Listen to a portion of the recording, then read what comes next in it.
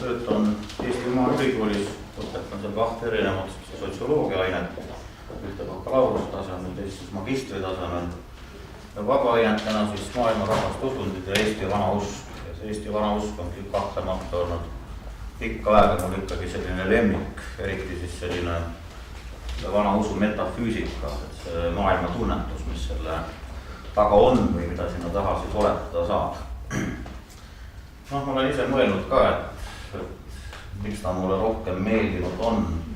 See ilmselt on võtnud ikkagi aastaid, kui ma olen näiteks sõnastanud ühe animismi sellise, võiks ütelda, minu jaoks kõige olulisema printsiibi. See on siis animism on meie esivanemad, selline vana maailmavaades on animism suuresti. Et see on selline aktiivne dialoogi püüd loodusega. Just nimelt siis sellise ennekõike mitteinimliku maailmaga, aga ka teiste inimestega. Ta on ilmselt selle tõttu mulle lähedane lihtsalt olnud, et ma olen eluaeg olnud looduse sulkuja lihtsalt.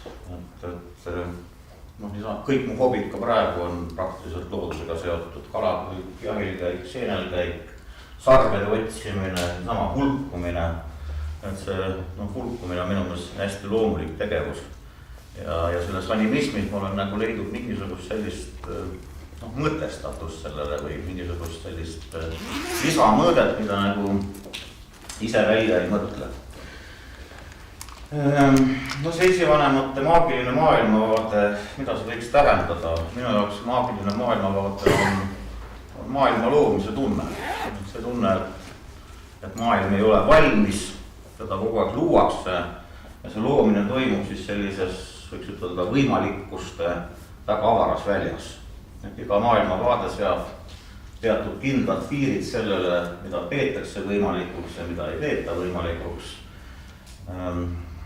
See maagiline tunnetus tuleb just nimelt selles, et see võimalikuste väli võimendab seda loomise tunnet. Kui võimalikuste väli on kitsas, siis seda võimendust ei teki ja siis ei teki ka seda maagilist maailma tunnetust, kui ta on lai, kui peaaegu kõik võib juhtuda, kui niimoodi ütelda, siis see on selline väga omapärane loomise tunde võimendusmehhanism, mis siis viib sellise maagilise maailma tunnetuseni. Umbes see on samasugune asi nagu loitse võimendajadki.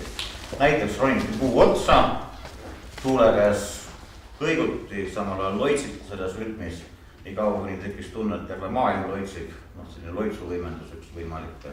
Või siis mindi näiteks metsa, võeti riided seljast, loitsiti kartuses, et kui keegi seda näeb, siis loitse läheb hullus. Või siis võeti näiteks selline peer, pandi 2 otsast põlema, mis juhtub siis, kui 2 tuld kohtuvad. Siis tuleb eriti suur leek, eks ole.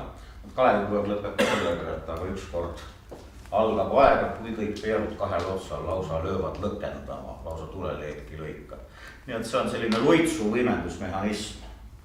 Nii et see võimalikuste lai väli siis võimendab siis sellist loomise tunnet ja selle kaudu siis see maagiline maailma tunnetus ka tekibki. Lihtsamalt ei oska seda kuidagi seletada. Millest see loeng hakkab nagu koosnema? Hakkab koosnema siis põhimõtteliselt 3 siis sellisest osast. Esimeses osas proovin luua mingisuguse taustsüsteemi oma jutule, millest siis neid järgnevaid osasid saab näha ja tõlgendada. Teises osas räägiksin siis loomise mõttest, õieti siis taasloomise mõttest natukene. Ja 3. osas siis käsitleksin siis 4 võimalikkuse välja elementi, nende muutumist siis nagu ajas. Nii et umbes selline ta peaks siis nagu välja tulema. Hästi lähmegi siis selle esimese osa, selle taustsüsteemi juurde. Ja kui ma ütlesin, iga maailma vaade seab omad piirid sellele, mida peetakse võimalikuks või mida mitte. Millest see maailma vaade õieti koosneb? Et see on selline ühelt poolt lihtne, aga teiselt poolt sellist põhimõtteline küsimus. Et seda saaks võib-olla edasi anda maja kujundit kasutades, et millest koosneb maja. Maja koosneb ühelt poolt ehitusmaterjalist, maailmavaate tasemel see oleks siis mingisugused lihtsad uskumused, lihtsad teadmised, lihtsad tähelepanekud, aga ehitusmaterjali hunnik ei ole ju veel maja. Maja peab sisaldama ka teatud arhitekti plaani. ja maailmavaate tasandil see tähendab siis seda, et erinevates maailmavaates on sellised erinevad loogikad, kuidas siis kombineeritakse neid lihtsaid teadmisi või tähelepanekuid, kas neid tahetakse tuletada mingist ühest alusest või tahetakse neid tuletada kuidagi dualistlikult, kui dualistlikult, siis kas on vastaspolaarne mõtlemine või täiendpolaarne mõtlemine, kas asju nähakse vastastikustes seostes või nad eksisteerivad kuidagi eraldatuna, diskreetsetena, nii et selliseid nii-öelda arhitekti plaani osasid on palju. Ja ajaloos ma arvan, et on välja kujunenud 3 kõige olulisemat arhitekti plaani. Ma olen harjunud kasutama natuke teistsugust tahvlit. Selle tahvliga läheb pärast lihtsalt see, et ma hakkan seda edasi ja tagasi lappama, aga elame selle kuidagi üle. Et esimene arhitekti plaan on siis animism. No kirjutamist võib-olla teile ei olegi vaja, see on minu jaoks mõtete korrastamiseks enne kõike, harjumus lihtsalt selline. See on siis, kui hästi lihtsalt määratleda, on see siis usk hingedesse, loodusrahvaste maailmavaated, niinimetatud traditsiooniliste rahvaste maailmavaated, üldiselt kõik on siis animistlikud. Teiseks arhitekti plaaniks on siis monoteism.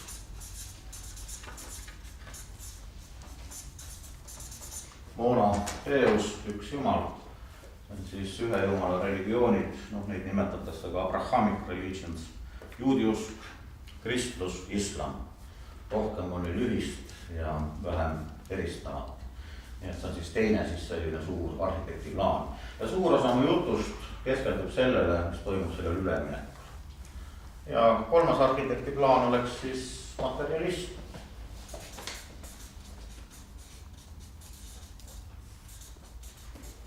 See on siis see plaan, milles meie elame. See on tegelikult selline suhteliselt primitiivne skeem. 19. sajandi lõpus treiti kogu aeg selliseid evolutsionistlikke 3-astme teooriaid. Seda võib teha keerulisemaks, meie loeng seda ei vaja otseselt, aga nii-ütelda kõrvalpõikena võiks ju teha keerulisemaks. Animism ehk siis hindu uskumused ei ole ilmselt kõige vanem kihistus uskumustest, kõige vanem on ebaisikulise väe uskumused ehk animatism, nii et siia peaks ju asja juurde kirjutama. Aga arhitekti plaanis ei ole muutust. Muutus on nendes ehituskivides, millesse maja tehakse. Et kas need on siis väed või on siis hinged, aga plaanis suht erinevust ei ole. Siia vahele võiks kirjutada ju polüteism. Et polüteismi saaks suhtuda kui ülemineku faasi animismist monoteismi, omab nagu mõlema jooni. Kuigi ta rohkem meenutab ikkagi animismi oma arhitekti plaanid. Lihtsalt võiks ütelda, et ehitusmaterjali tükid on suuremad, siin on võib-olla mingi 500 vaimu või hinge või väljad või hoidjad. Siin on võib-olla 50 jumalat selle asemel. Aga plaanis nagu mingisugust erilist muutust ei ole. Ja materialismi võiks ju võtta ka lahti. Et üks oleks siis selline vanamaterialist sümbolina F võrdub MG, siis selline tahkete kehade füüsika. Teine võiks olla siis selline Einsteini järgne füüsika, see on siis E võrdub MC ruutsümbolina.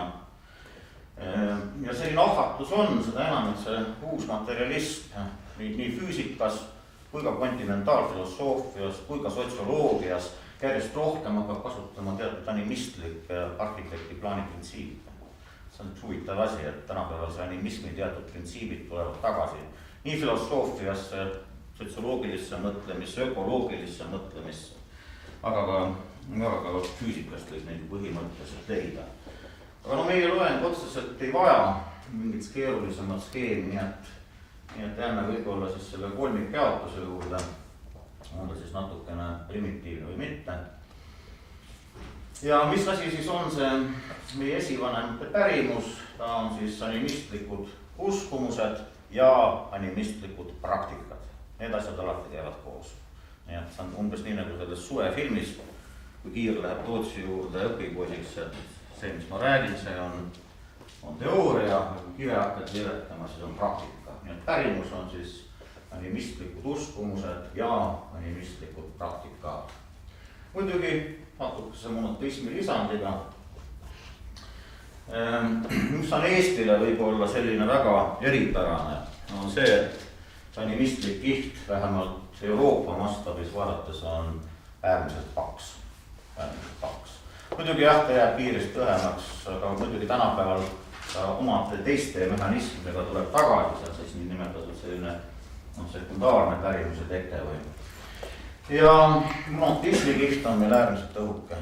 Nii et ma arvan, et teile kõigile tuleb tuttav ette sellised iga aasta või üle iga 2 aasta Eesti meediast käib läbi mingisugune selline arutluste laine teemal, et eestlased on väga vähe religioossed, aga nad on samas väga ebausklikud, eks ole, tuleb tuttav ette. See on niisugune järjest ketrab ja ketrab see arutlusteema. No religioossus sellises kontekstis ei tähenda midagi muud kui monotistlikku kristlikku kiistust, mis meil tõesti on väga väike.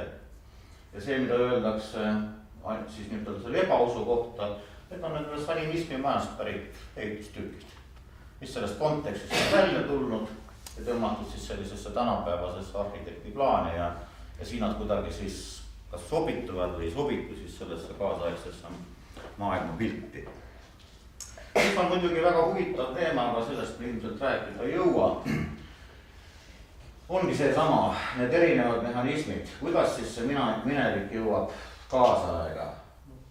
Väga lihtsalt öeldes mingite perifeersete kultuurinähtuste kaudu, läbi laste laulude, läbi laste mängude, läbi unenägude ja nii edasi. Ja mis toimub siis selliste programmide vahetusel, et kuidas nad hakkavad koos mõjuma. Väga lihtsustatult öeldes võiks öelda, et eestlane on nagu üks 3-programmiline arvuti. Et animism, monotism, materialism ja seda võiks võrrelda võib-olla siis sellise turbasamba efektiga, et altpoolt kõduneb midagi ära ja ülevalt poolt tuleb järjest midagi juurde, aga see, mis üleval kasvab, see kasvab ikka sellel vanal kõdul või sellel vanal toitel mingis mõttes. Et seal on omad sellised väga huvitavad mehhanismid. Aga jah, võib-olla hästi lühidalt ikkagi selle samal küsimusel, miks siis on niimoodi, et meil see kiht on väga õhukene ja see on siis suhteliselt selline paks olnud. Ma ei tea, kuidas ütelda, et kas ta on või ta on olnud. See on nüüd omaette küsimus. Väga lihtne vastus sellele on, siin ei olegi vaja hakata filosofeerima mingitel keerulistel mehhanismidel. Mõnikord lapse käest küsin, et miks asi seal on. Ja siis ma olen õpetanud teda vastama umbes tavaliselt, sellepärast, et on sinna pandud. Sellepärast see asi on seal, eks ole. Et ei ole vaja hakata keerutama. See asi on selline sellepärast, et ta on niimoodi ajalooliselt kujunenud. Et on ajalooliselt niimoodi kujunenud. Mingil imelikul põhjusel juba 13 sajand, see on siis see aeg, kui meid vallutatakse, terve Euroopa on ju kristlik. Venemaa on kristlik, Skandinaavia on kristlik, Ida-Euroopa on kristlik, Lääne-Euroopa on kristlik, aga eksisteerib teatud siis selline paganlik Balti kiir, kuhu kuuluvad siis Soome, Eesti, Läti ja Leedu. Et miks see kiir eksisteeris, see on päris omaette küsimus. Annab päris palju fantaseerida selle kallal. Lennart Meri on siis selle kallal omal ajal fantaseerinud. Et seda me ei tea, aga fakt on see, et see kiir eksisteeris. Ja Eestisse Kristuse tulek ilmselt peatus pikaks ajaks selle tõttu, et ta tuli koos vallutusega. Kui ta oleks tulnud oma rahva eliidi kaudu, nagu ta paljudes maades tuli, siis oleks see protsess läinud suhteliselt kiiremini kindlasti, aga kuna ta tuli nii-ütelda siis koloniaalvallutusena, siis see tekitas väga tugeva vastuseisu ikkagi kristlusele. Ja tekib küll jah teatud sünkreatistlik usund, kus võetakse siis monotismist ja täpselt kristlusest näiteks teatud pühakud, et pannakse lihtsalt siis selle animismi majasse, ütleme niimoodi uksehoidjaks või siis mingisuguseks, ütleme ehituselemendiks sinna. Aga sisuliselt kristlasteks hakkame me muutuma 18. sajandi kusagil teisel veerandil alles. See on siis see aeg, kus Eestisse tuleb siis vennaste koguduse liikumine, hernhuutlus, sellised ekstaatilised kristluse suunad. See on siis ka see aeg, kus eestlased ise hakkavad oma animistlikud pärandit lävitama, lõhkuma kandleid, torukille, raiuma hiisi, muidugi mitte kõik, aga tekib siis selline noh, antiikmaailma paralleel tuua pootide ja vandaalidega sarnane niisugune usuhullus omamoodi isegi. Nii et alles 18. sajandi teisel veerandil kusagil hakkas arhitekti plaanis mingisugune muutus toimuma. Ja juba 19. sajandi keskel hakkab siia inguma juba materialist. 19. sajandi keskpaik on ka aeg, kus toimub maailmas rahvuslik ärkamine, ka eestlaste rahvuslik ärkamine. Eestlaste rahvuslik ärkamine vähemalt Jakobsoni isiksuses oli väga kristluse vastane. No, kui lugeda tema isiksuse või neid Isamaa kõnesid, siis nimetab Kristust sakste usuks. Ja võib-olla üks huvitav mehhanism, mis seda animismi väga tugevalt säilitas, oli Nõukogude majanduspoliitika.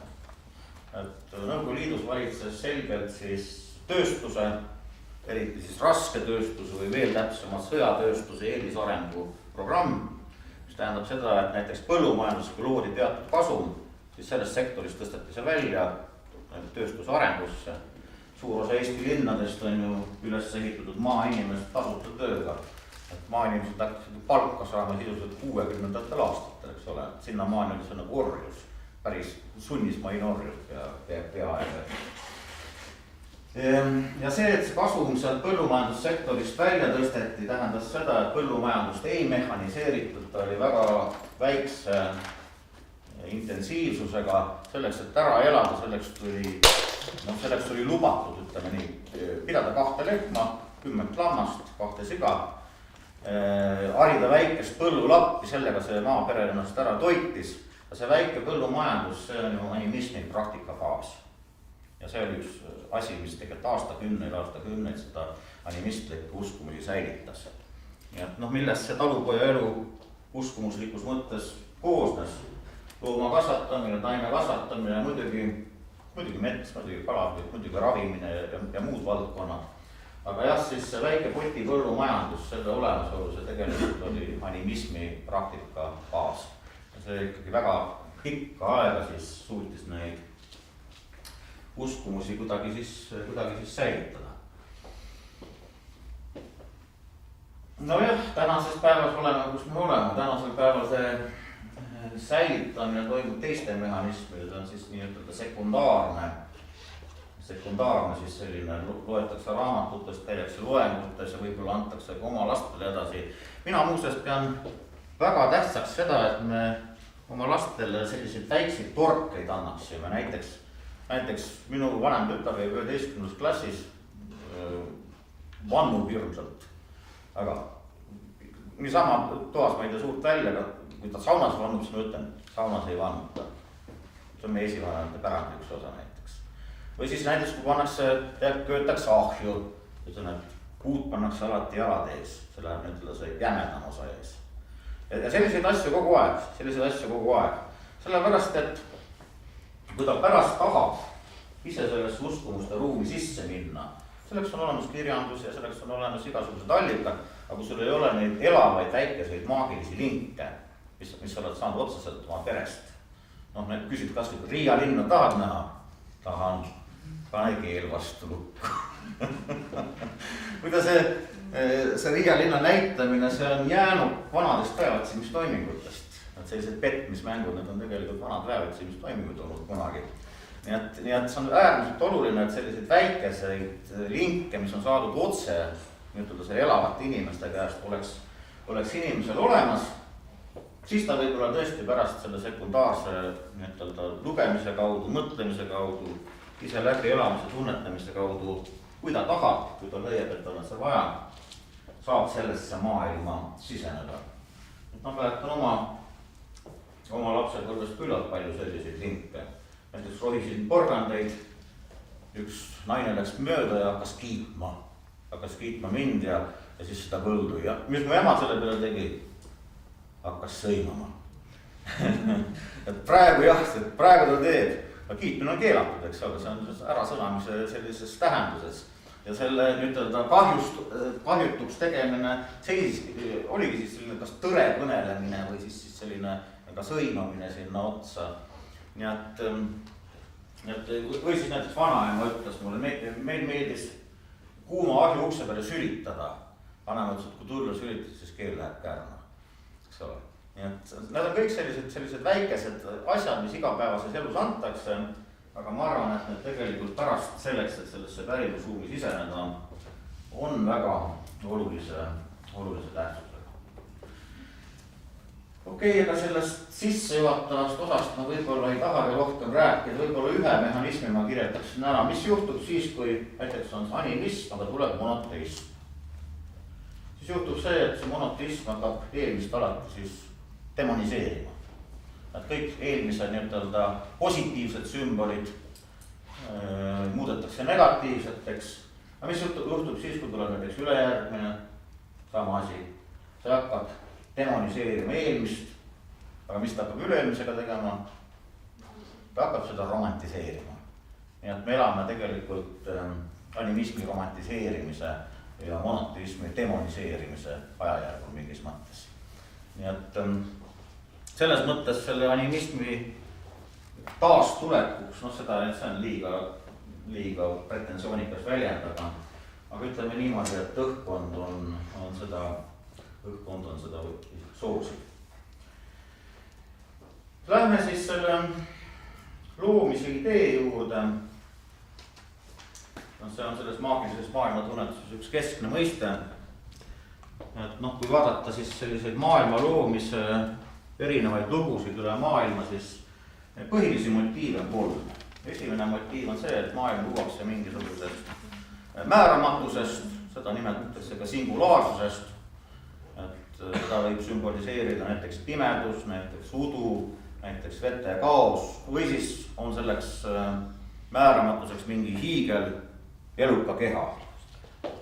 Et üks selline nii-öelda määramatus, kui siis maailma loomise siis selline läte. Teine põhiline motiiv on munamotiiv, kas kosmiline muna, mingisugune lind muneb selle kas näiteks jumaluse jalgade vahel või mõnele mättale. Kas teid on võetud põlve peale hüpitatud ja öeldud tiitihane, varblane lendas üle kapsaies, tehti kätega niimoodi. Väiksem varvlõbus oli. See ilmselt on see, mis on jäänud sellest muna motiivist ja loomise laulust järele. Et kui teil sellist asja on tehtud, siis elavas liinis on teile nimetada seda maailma loomise laulu, mitte laulu ennast, vaid midagi, mis sellest on jäänud ikkagi edasi antud. Ja 3. motiiv on see, et seda maailma loovad kaksikud või ütleme mingi dualistlik paar, mees, naine, 2 kaksikut, nii nagu Rooma linna, Romulus ja Remus. See on hästi levinud üle maailma. Meil on näiteks Liivist ja on ka Karjalast üles kirjutatud selliseid loomislugusid, kus maailma loovad siis Jumal ja kurat. Kurat esineb kaurina, sukeldub vee alla, toob siis muda ja siis sellest mudast luuakse siis maailm.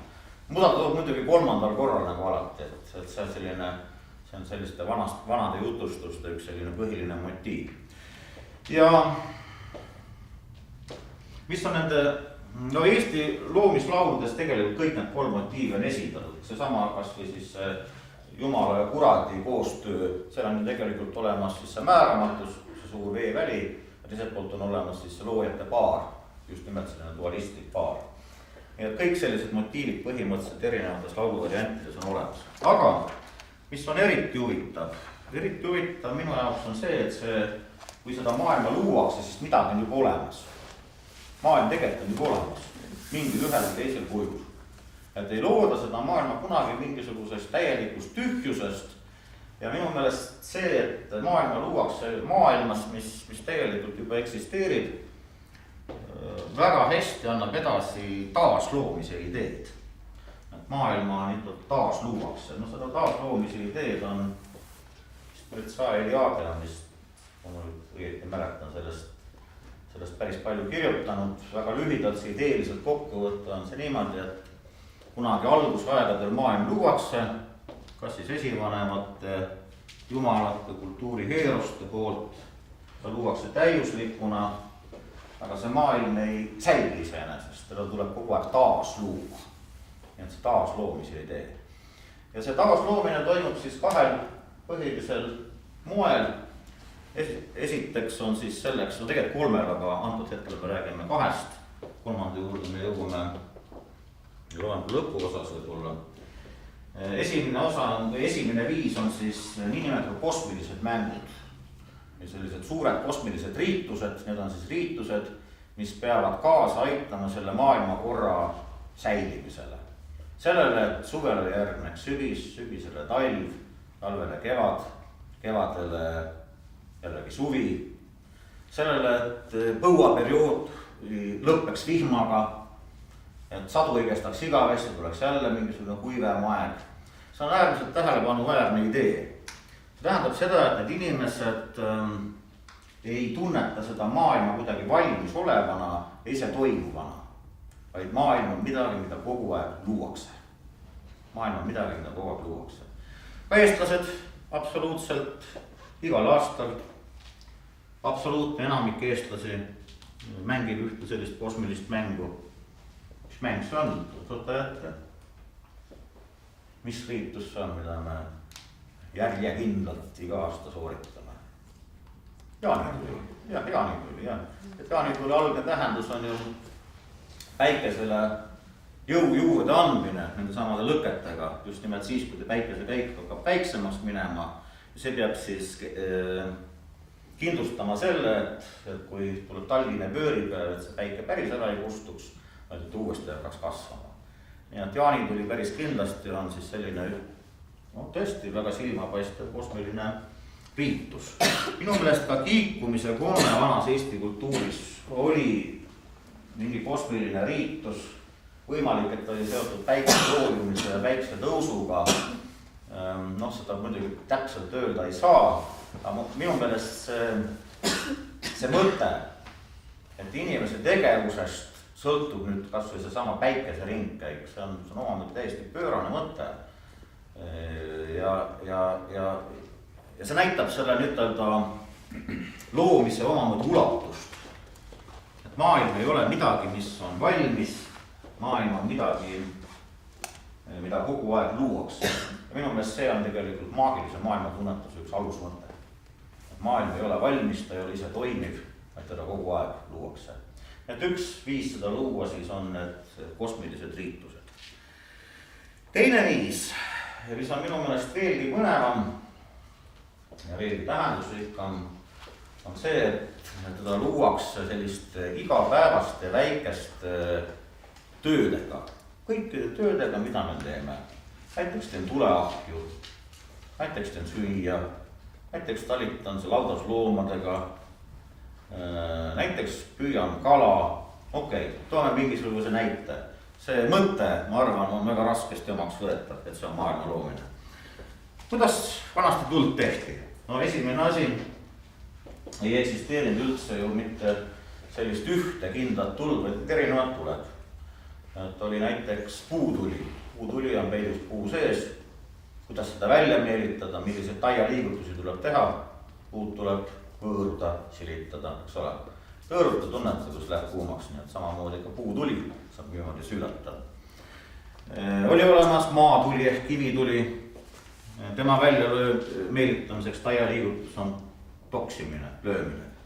Nii et kui te tänapäeval näiteks teete tuld, võtate tikutoosi kätte, kuidas te tõmbate või te lööte. Igal juhul te teete 1000-aastaseid taialiigutusi. Need taialiigutused seovad teid, kui te suudate seda niimoodi tunnetada, tegelikult ju 1000 aastate taguste esivanematega. Oli veetuli, mis asi on vesituli? Üks tuli, mida ei saanud veega kustutada meie esivanemate uskumustes. Päikese tuli, eks ole. Mida rohkem sajab, seda rohkem müristub, et seda siis kustutati kas õluga, visati leiba tulle või siis ka must kana. Öeldi selle kohta, et must kana tapab punase kukke. Et igast perest pidi ikka must kana ka olema igaks juhuks valmis.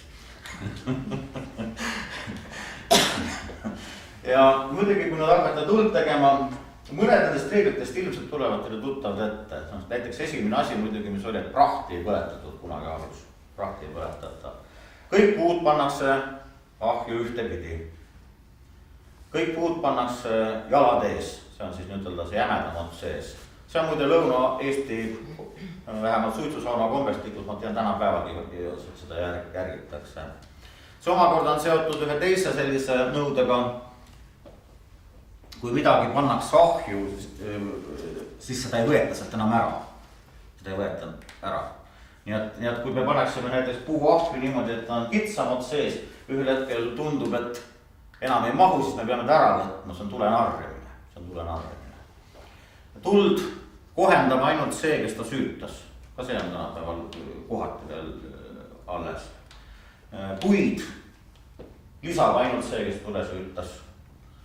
Puid ei lisata kunagi leeki. Kui näiteks tuld oli vaja majast välja anda, leeki ei antud kunagi välja, ainult sööd. Oma vargu ei põletatud, nii et näiteks kui teete lõket, päike paistab selja tagant, siis peate seisma niimoodi, et teie varju ei langi lõkkesse. No ja nii edasi, ja nii edasi, ja nii edasi. Kuidas me tänapäeval tuld teeme? Oot, see on nüüd hea võrdlus. Kuidas juhtub? Just nimelt peas, et ta saaks tehtud. Peas, et ta saaks tehtud. Okei, ma toon ühe näite võib-olla veel. Siis proovime sealt midagi tuletada. No näiteks mingid üldised reeglid, kuidas metsas käidi. Kõigepealt, kui metsa minnakse, öeldakse, miks tuldi, peretatakse, öeldakse, miks tuldi ja metsale antakse üks väikene and. Nii et see on umbes nii, nagu te tänapäeval lähete külla kellegile, eks ole, see on umbes samamoodi, astub üle ukse, tere ja anname siis mingisuguse külakosti näiteks. Ja kuidas me tänapäeval läheme? Kui me seda külla mineku võrdlust kasutaksime, siis ma teen vaikuses ukse lahti, sammu pererahvast mööda, lähen külmkappi juurde, launan oma koti täis, ei vaata pererahvale otsa ja astun uksest välja. Okei. Metsa minnes ei tohtinud karta, kui hunt ei kardad ära metsa mine. Metsas ei tohtinud vanduda. Ja metsas ka ei liigutud täiesti hääletult, et prõksutati oksi või laudida täiesti vaikse häälega. See on lihtsalt, et suurtele loomadele mitte kogemata pead ostuda. Vanasti relvad olid kehvemad ja loomad olid kurjemad selle võrra. See oligi nii. Kui metsas söödi, anti alati metsale mingisugune and, väikene tükk sellest samast, mis söödi. Ja kui metsas magati pea põhja poole, siis ei tule hunt kallale. Kui metsast ära tuldi, alati midagi, mida sealt metsast saadi, näiteks kui käidi marju korjamas, väikene peodes visati tagasi. No seeni meie esivanemad üldiselt ei käinud korjamas, võib-olla väga vaene rahvas käis seeni korjamas. Ja siis ka üks väikene seen ikkagi tagasi või näiteks kui on jahiga tegemist, siis looma esimene veri, see ongi juba and metsale, mis loomast maha tilgub. Nii et kui me hakkame nüüd vaatama, mille poolest nüüd vanad töö tegemise viisid erinevad sellest, kuidas me tänapäeval seda teeme, siis kuidas selle kohta öeldi, et iga töö juures, absoluutselt iga töö juures olid siis sellised taiad. Et kindlad viisid, kuidas tuleb teha, seda nimetatakse ka kunstitamiseks, seda nimetatakse ka nõiutamiseks. Aga see oli praktiliselt üleüldine. Ja see tekitab siis sellise küsimuse, miks? Ma julgen selle kohta väita, et see on loomise hool. Et selle taga on see sama maailma tunnetus, et maailm ei ole valmis, et maailm on midagi, mida luuakse. Me kohe jõuame ka siis selle loomise metafüüsiliste alusteni. Need on ilmselt natukene veenvamad. Et ma usun, et see mõte on natukene võõras, et sellised igapäevased tööd, et on tegelikult maailma loomine. Kuna ta on loomine, siis sellega tulebki olla ka hoolas. Sellega tulebki olla siis ka hoolas. Okei, ma tooksin võib-olla, sest ma usun, et ma tooksin ühe sellise natuke ootamatu näite siia maailma loomise kohta. Kuna mul endal oli selle mõttega või sellele mõttega leppimisest või sellele arusaamisega väga suuri raskusi, ma arvan, ka teil on. Võib-olla ei ole, aga ma millegi pärast arvan, et sellised igapäevased tööd on tegelikult maailma loomine. Kindlasti olete kuulnud sellist ütlust, kured läinud, kurjad ilmad, paned läinud hallata, aga luiged läinud lumi maas. Mis see tähendab? mis see tähendab. No kui me siit tõlgendame, siis asi on lihtne. Kui ilmad lähevad külmaks, siis linnud lähevad ära. Kui me siit tõlgendame, siis asi on teistpidi. Ilmad lähevad külmaks sellepärast, et linnud läksid ära. Ja, see on animism. Et kuna kured läksid ära, siis läksid purjaks, kuna aned läksid ära, siis tulid allad, kuna luived läksid ära, tuli lumi maha. Aga mis siis, kui kured lähevad, aga meil on vaja 3 nädalat veel põllutöid teha. Öeldigi, et kured lasevad veel 2 nädalat kartuleid võtta. Mis siis teha? No me ei kutsunud neid tagasi niivõrd, me eksitasime neid. Selleks on üks loitsugrupp, eksi linnukene või eksi kurekene. Vastavad taie liigutused on, näiteks võetakse müts näpu otsa, siis keerutatakse kureparv lendab, segaputru üle metsa maa. Või siis võetakse 2 kivi asemed, vahetatakse kiiresti ära. Ja siis öeldakse jälle, et eksi linnukene. No, võtsite kartuli üles, kuret tuleb jälle teele saata. Selleks on teine loits, teele kurekesed, kus Egipti maa. Nii et see laul, see laste laul, selle algupära tegelikult on kurgade teele saatmise loits. Et see võib meile tunduda natuke sellise pöörasena, aga vaadake, mille poolest need asjad erinevad. Et siin on lihtsalt maailm kuidagi toimib. Et ilmad läksid külmaks ja linnud lendasid minema. Maailm kuidagi iseenesest toimib oma mingite reeglitega, aga siin on maailm loodav. Et kured loovad seda maailma, nad muudavad ilmi. Kui inimesele ei sobi, siis inimene sekkus ja lõi seda ilma. Siin on see loomise mõõde selles olemas. Ma tooksin ühe paralleeli siia. Ma toon küllaltki tihti seda paralleeli, see on üks teatritükk füüsikud. Giordano Brunot hakatakse hukkama. Ööl enne tema hukkamist ilmub talle surmaingel, selleks on Albert Einstein. Ütles, et tead, Giordano Bruno, sa ei saanud tegelikult asjadest aru, sa sured vale eest või midagi sellist. Ja Giordano Bruno muidugi on väga pettunud. Arvab, et ta sureb tõe eest, aga teadlasena ta lõpuks tekib uudisimu ja küsib, et milles siis seisneb minu eksitus. Ja Einstein talle seletab. Tead, Giordano, sa arvad, et maailm on tühi kott, kuhu siis asju pannakse või võetakse. Ei ole. Asjad moodustavadki maailma. Vot selles on jälle seesama loomise mõõde. Nii et me tegelikult suhtume sellesse maailma väga tugevalt, kui millessegi valmis olevasse või millegisse, mis ise toimib. Et sellest on meie esivanematel hoopis teistsugune arusaam. Maailm on loodav. On loodav siis selliste kosmiliste riitlustega, on loodav igapäevaste töödega, sellepärast tulebki neid väga hoolsalt teha. Ja pärast me loengu lõpus vaatame ka, kuidas ta on loodav läbi kõnelemise. Nii et on loodav tegelikult läbi kõnelemise. Kuna see taiutamine või nõiutamine on selline absoluutselt üldine, seda oli igal pool. Kuigi jah, juba 19. sajandi lõpus olid teatud vastuolud noorema ja vanema põlvkonna vahel, et juba noorem põlvkond lõi sellele käega ja naeris vanade üle, kes siis kuntsitasid või igal pool. Et need noorte ja vanade konfliktid on alati ilmselt olnud. Aga kuna ta on nii üldine olnud, siis tal peab olema mingisugune maailma tunnetuslik alus. Maailma tunnetuslik alus. Ja proovimegi siis selle maailma tunnetusliku aluse kuidagi kätte saada. Ma arvan, et mul endal on läinud selleks võib-olla 15, võib-olla rohkem aastaid. Ma teie aega ei hakka nii palju kulutama. Ma proovin leida mingisuguse otsetee. Ja selleks otseteeks on siis küsimus sellest, kuidas üldse üldises plaanis tajuti maailma ja tajuti inimest. Milline siis on see inimene ja milline on siis see maailm. Ükene väga otsene lähenemine. Ja kui ütelda nagu üldiselt, siis inimesel usuti olevat hästi palju hingi. Usundi loos seda nimetatakse ka dualistlik, pluralistlik hingekontseptsioon, selle väljatöötaja on Wundt, 20. sajandi alguses töötas siis juba välja. Dualistlik tähendab seda, et vähemalt 2 gruppi on hingesid. Pluralistlik tähendab seda, et need võib olla rohkem gruppe. See grupeerimine on omaette küsimus, kui väiksed me need grupid teeme, see on maitse küsimus.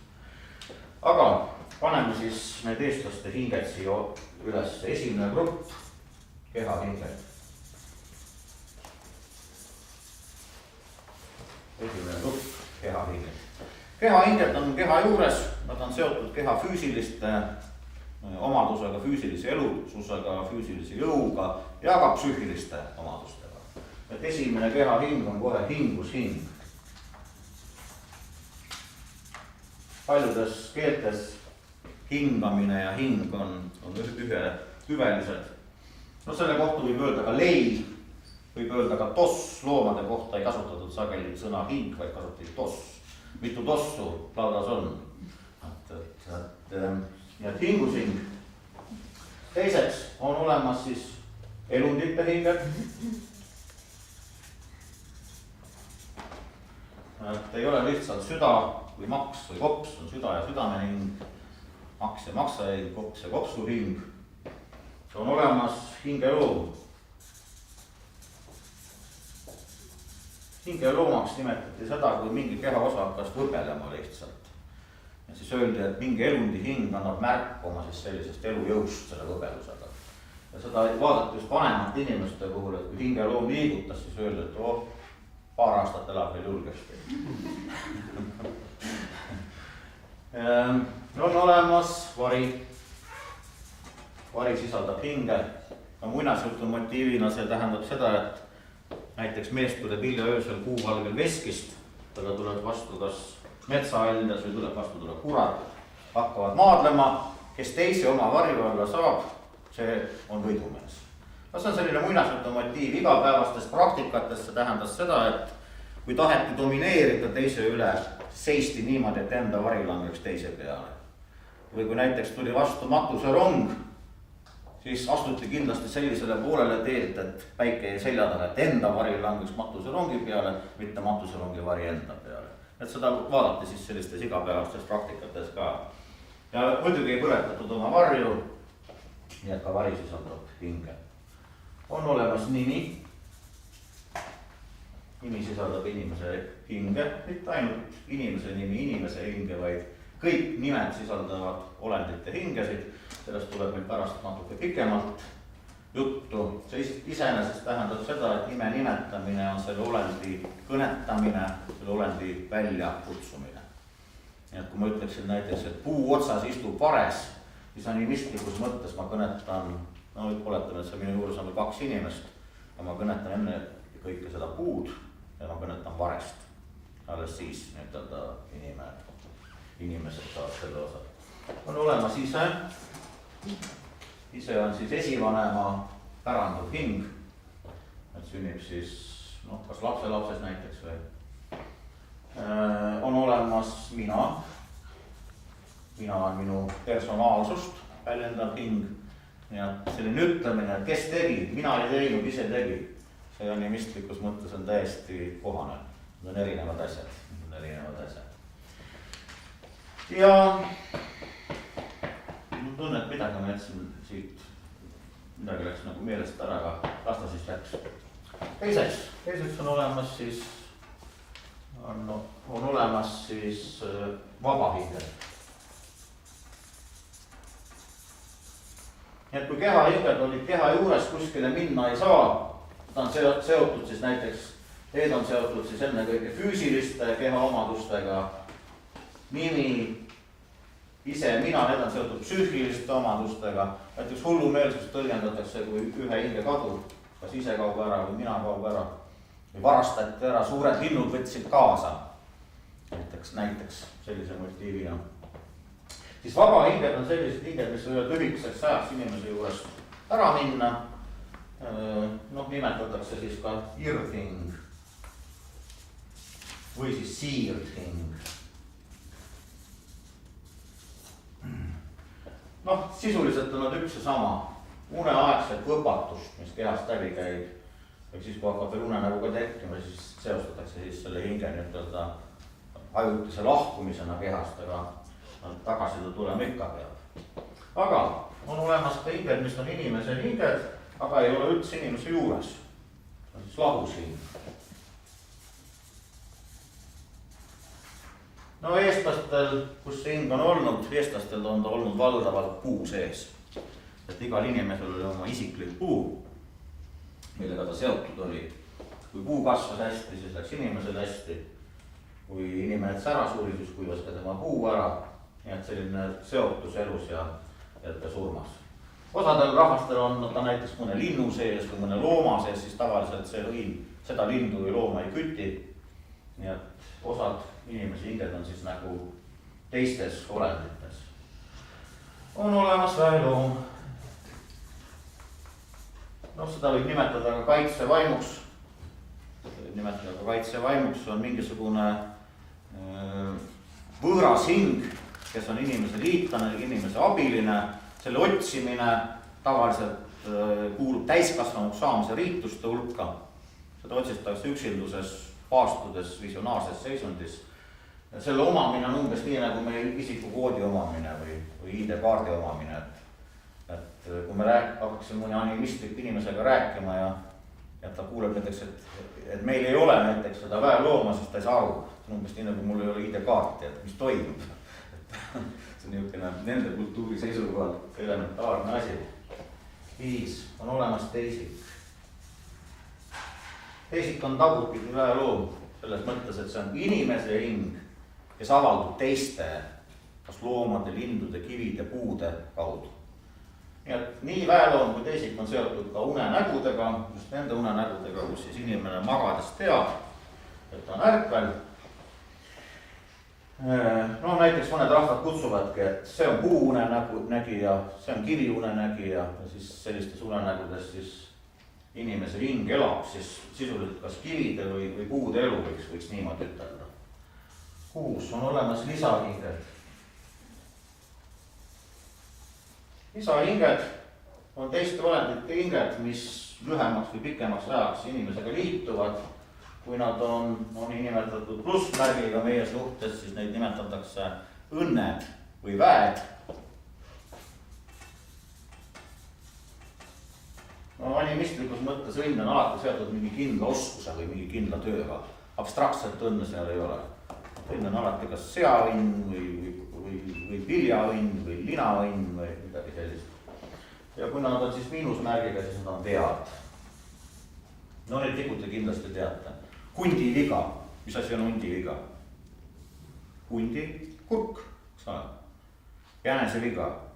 Jänese mokk. Tedre viga. Tedre tähnid. Kure viga. Kure saapad. Koera viga. Koera naed. Ja nii edasi, ja nii edasi, ja nii edasi. Siili viga. Väike sündinud laps tõmbab ennast niimoodi kramplikult kerra. Surnu viga, väiksel sündinud lapsel on kollane pärgamendikarva nahk. Nii et ja need vead, need nimetused ei ole pandud mitte mingisuguse välise sarnasuse järgi. No näiteks tedre tähnid, tedre munad on tõesti sellised tähnilised, täpilised pesas. Aga animistlikus mõttes need on just nimelt nende hingede avaldumised inimeses. Teiste olendite hingede avaldumised inimeses. Need võivad olla väeloomana, näiteks karu on väga hea väeloom, väga tark, aga on olemas ka karu viga, inimene käib näiteks üks külg ees, seda nimetati karu veaks. Karu on koerlane ja koerlased käivadki üks külg ees natukene, astuvad ühe külje esi- ja tagakäpaga koos. Nii et kõik sellised koivead ja jänesevead ja kalavead, kalanahk teataks niisugune, et need animistlikus mõttes on nende olendite hingede avaldumised, antud juhul siis inimeses. Ja on olemas muidugi ka üldhinged. Neid on 2 tükki, esimene on siis maaema. Kõik olendid maaemalt saavad oma füüsilise keha. Ja teiseks on siis taeva isa.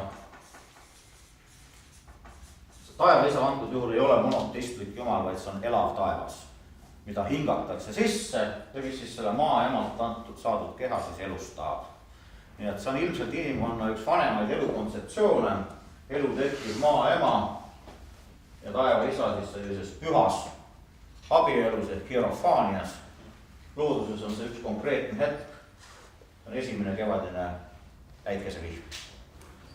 ja seal esimesel kevadisel päikesevihmal on ka hästi palju siis sellised väeotsimistoimingud on sellega seotud. Püüti siis neid erinevaid ägesid saada. Okei, ma mõned asjad ütlen siit isegi kõrvale. Vaatame seda asja natukene abstraktsemalt. Mis asjad need hinged on natukene abstraktsemal tasandil? Siin ei ole mingit probleemi kehahingedega. Need on inimese füüsilised funktsioonid, inimese psüükilised funktsioonid. Kõik ülejäänud hinged tähistavad inimese seoseid ümbritsevasse keskkonda. Erinevaid seoseid ümbritsevasse keskkonda. Ja järgmine küsimus, mis küsime. Inimesel on hingi palju. Kas ka teistel olenditel on samamoodi palju hingi? Animism muidugi ei ole selline kontseptuaalne õpetus või mingisugune filosoofia, mis on peenustini välja töötatud. See on lihtsalt inimeste oletused, mida nad siis nüüd käigu pealt välja mõtlevad iseenda ja looduse kohta, milles kajastub nende selline loodustunnetus. Selle tõttu me ei oska linavästriku või tedre kohta midagi öelda, aga põhimõtteliselt peetakse kõiki olendeid samaväärseteks ja tekib ju küsimus, kui inimesel on näiteks tedre viga. Kust ta sai selle hinge? Tedre käest sai, järelikult tedrel peab ka olema palju hingi. Nii et ma arvan, et teeme sellise oletuse, see oletus ilmselt jääb paika. Põhimõtteliselt kõikidel olenditel arvatakse olevat palju erinevaid hingi. Mis tähendab seda, et loodust tajutakse kui ühte suurt jagatud hingede võrgustikku. Loodus on oletame, et see on siis inimene, üks suur jagatud hingede võrgustik. Kõigepealt on ta seotud muidugi teiste inimestega, kellega ta koos elab. Ma ei hakka neid rohkem joonistama siia. Esivanemate kultuur kindlasti ta peab olema seos ka mõne surnuga. Tal on oma lahus hing puu sees. Kui te metsamarid peidavad sellised puud ära sügavale metsa, et keegi neid üles ei leiaks. Mine tea, mis võidakse tahta teha. Tal on oma päeloom, ma ei tea, mis ma siia joonistan, midagi sellist. Tal on oma kivi unenägu, teeme siia kivi ka. Vaadake, kui mitte inimlik tuleb tegelikult animistlik selline inimese sotsiaalne aatom. Sotsiaalne aatom see on need suhted, ilma milleta me ennast isegi ei määratle. Meil on alati mingisugused kohustuslikud suhted, kui meie käest küsitakse, et kes sa oled või joonista näiteks iseennast oma suhetega. Et see tuleb väga mitte-inimlik pilt. Ta on tedretähnid, okei, teeme siia tedre. Tuleb küll rohkem varese moodi, aga vahet ei ole. Mis tal veel võib olla? Mis iganes. Nii et, mis siis, kui te tänapäeval läheksite sellise pildiga, ma panen siia mõned inimesed ka ikka juurde. Läheksite sellise pildiga psühholoogi juurde, mis psühholoog teile ütleks? Esiteks te olete valinud vale koha joonistamiseks. Kui te joonist ennast lehe keskele, siis te ei kvalifitseeru. Sellele muide vastab ka meie kõnelemise viis. Näiteks kui ma eksin metsa ära, siis mõtled, et maa eksisin ära. Maa sai hea jahisaagi. Mis ei öelda nii? Öeldakse, et mets eksitas. Või metsa isa andis. Nii et hoopis ka kõnelemises on hoopis teine perspektiiv. Muidugi siis vaadatakse, et teil on siin puu. Kas teil siis lähedast inimest ei ole, et peate puud kallistama? Kui see vaadatakse, et on siin surnud, nüüd läheb asi väga pahaks. Et katsege sellest lahti saada. Et looge suhted elavate inimestega. Kui me läheksime animismi, Eesti kontekstis animism oli ka pikka aega esivanemate kultuse kultuur. Inimene, kellel ei olnud surnutega, kõlab naljakalt, elavaid suhteid, toimuvaid suhteid, oli neetud inimene või suguvusest välja visatud inimene. Nii et see suhted surnutega olid selles mõttes täiesti, võib ütelda kohustuslikud. Nii et loodus on üks suur jagatud hingede võrgustik. suur jagatud hingede võrgustik. Ja vot selle pealt tuleme nüüd tagasi selle igapäevase nõiutamise juurde või taimede tegemise juurde. Kui kõik asjad on omavahel seotud, mida see tähendab? Esiteks see tähendab seda, et igal teol on mingisugune tagajärg. Iga tegu tuleneb mingitest varasematest asjadest, see on siis põhjus-tagajärg seos. Mitte miski ei eksisteeri väljaspool seda põhjus-tagajärg seost. Sellest tuleneb ka see, et ükskõik mida inimene teeb, sellel on mingisugune järgnevus, sellel on mingisugune, ja vot sealt, sellest kõige seotusest tulenebki see hool, see sama loomise hool. Selle loomise hoole taga on tegelikult tunne, et kõik asjad on omavahel seotud, järelikult ei eksisteeri selliseid asju, nagu ütleme meie jaoks võib eksisteerima.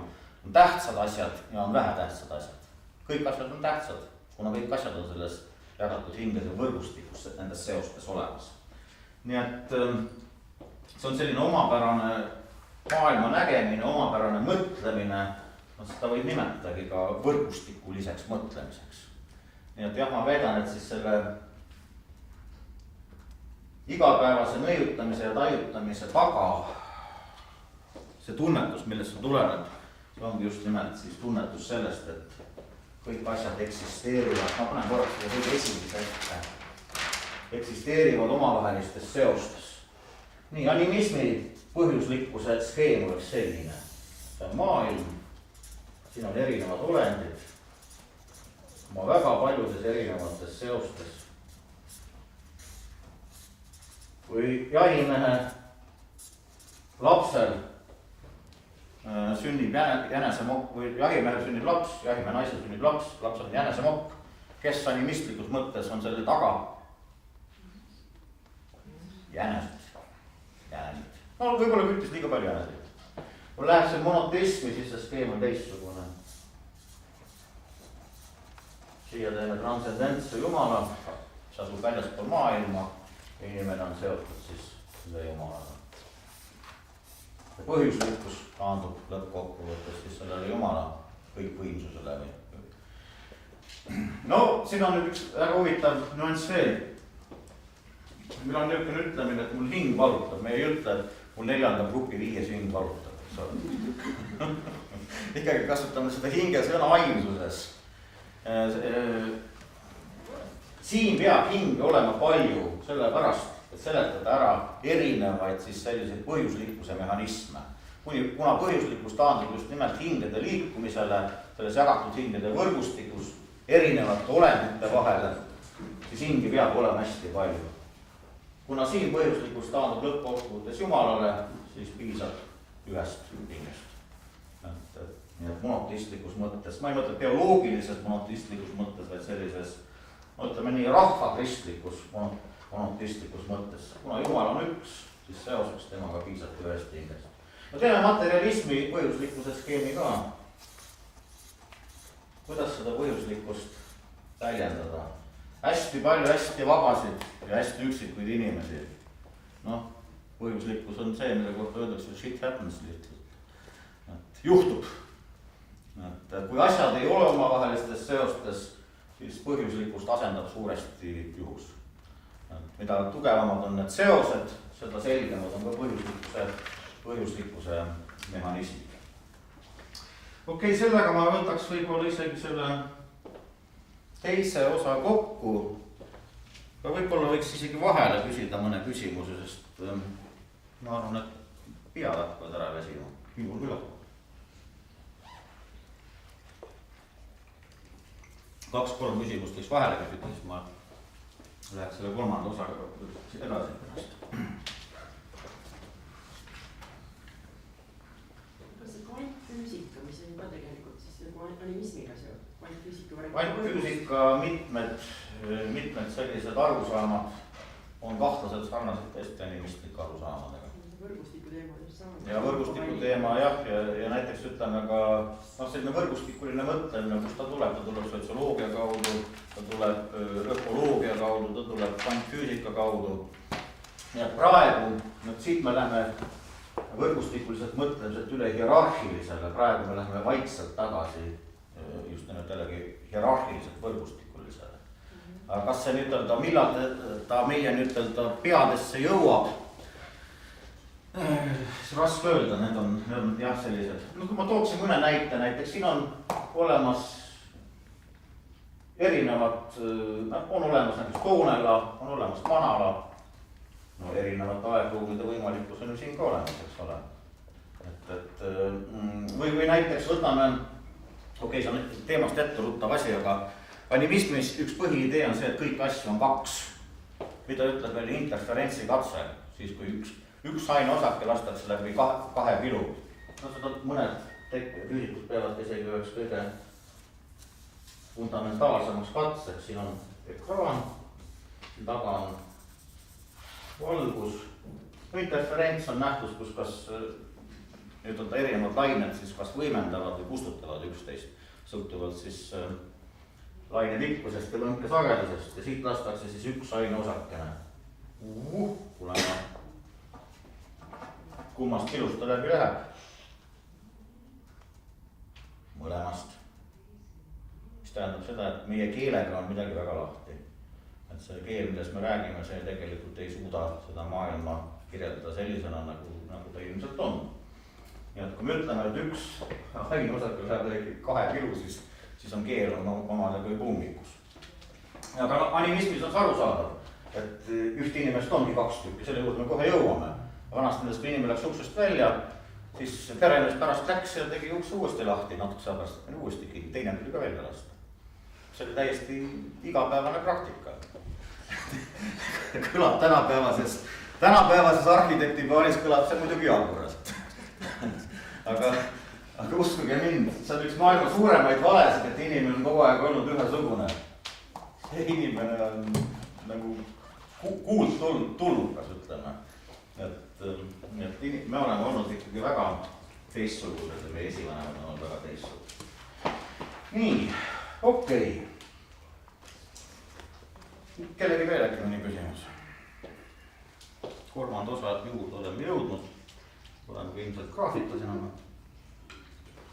Kuidas selle monoteismi ja materialismi, selle aja ja põhjuslikkuse telje peale see taarausu konstrueerimine, leiutamine nagu asetub või sobib? Noh, taarausk on pigem selline, ma ei oskagi öelda, mulle see just rohkem rahvusromantikaga. Ja võib-olla siis ka rahvusliku ärkamise ajaga ja ta juured on võib-olla hoopis mingisuguses sellises mingi ideoloogia otsingus või milleski sellises. Minu jaoks animism on siis selline, võiks ütelda, voolav dialoog, voolav ja muutlik dialoog inimese ja looduse vahel. Näiteks ma olen kuskil metsas, kuulen, et kägu on tulnud, küsin, et mitu aastat veel karjas käia, siis hakkan kuulama, mitu korda kägu kukub. Milka vaale juhat? Need käsime täitsa lapsena praegu. Ja loetakse näiteks ka palju on elada jäänud või... Aga mitte ainult ei loeta, käoga manipuleeritakse või kuuga. Näiteks kui kägu kukub esimest korda, siis kõlistatakse raha, siis terve selle käo aasta raha kõliseb. Animism on selline hästi voolav ja muutlik dialoog.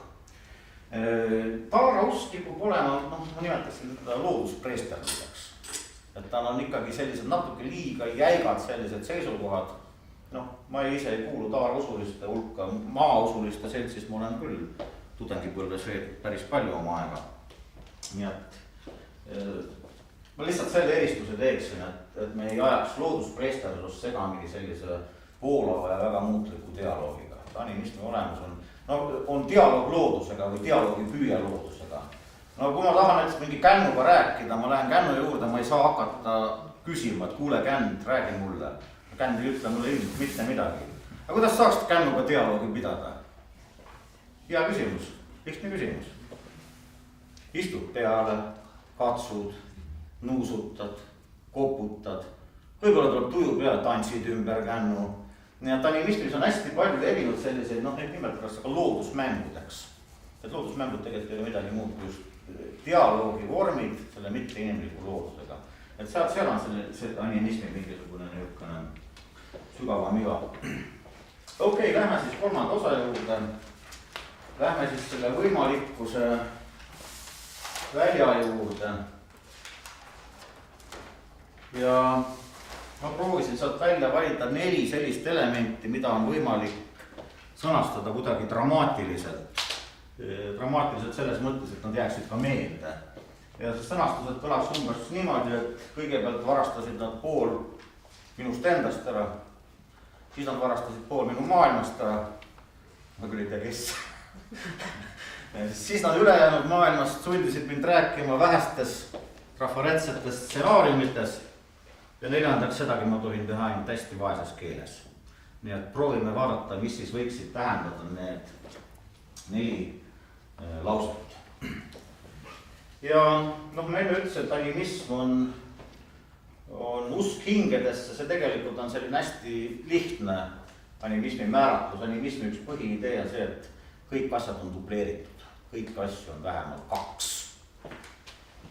Paneme siia üles 2 rasedust, 2 sündi, 2 elu, 2 surma, 2 matust. Räägime nüüd lühidalt ära, siis hakkame selle animismi kesksele ideele ligemale jõudma. 2 rasedust, üks on muidugi siis see, mis mees ja naine omavahel valmis sebivad, see on raseduse materiaalne aspekt. Aga lisaks animistlikes kultuurides tuntakse ka nimetatud vaimrasedust või tootenrasedust. Ja see seostub siis mingi loodusobjektiga. Ja kõige sagedamini seda seostatakse sellega, kui rase naine ehmatab millestki.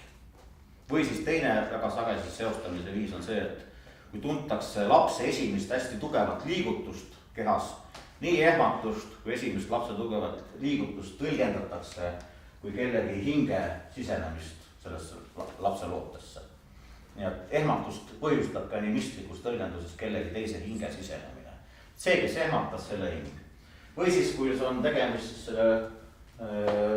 lapse tugeva liigutusega, mis parasjagu oli selle raseda naise tähelepanu fookuses, see annab siis selle raseduse nüüd vaim aspekti. No see on ka katoliiklikus õpetuses ju olemas, eks ole, Neitsi Maarja patu teostamine.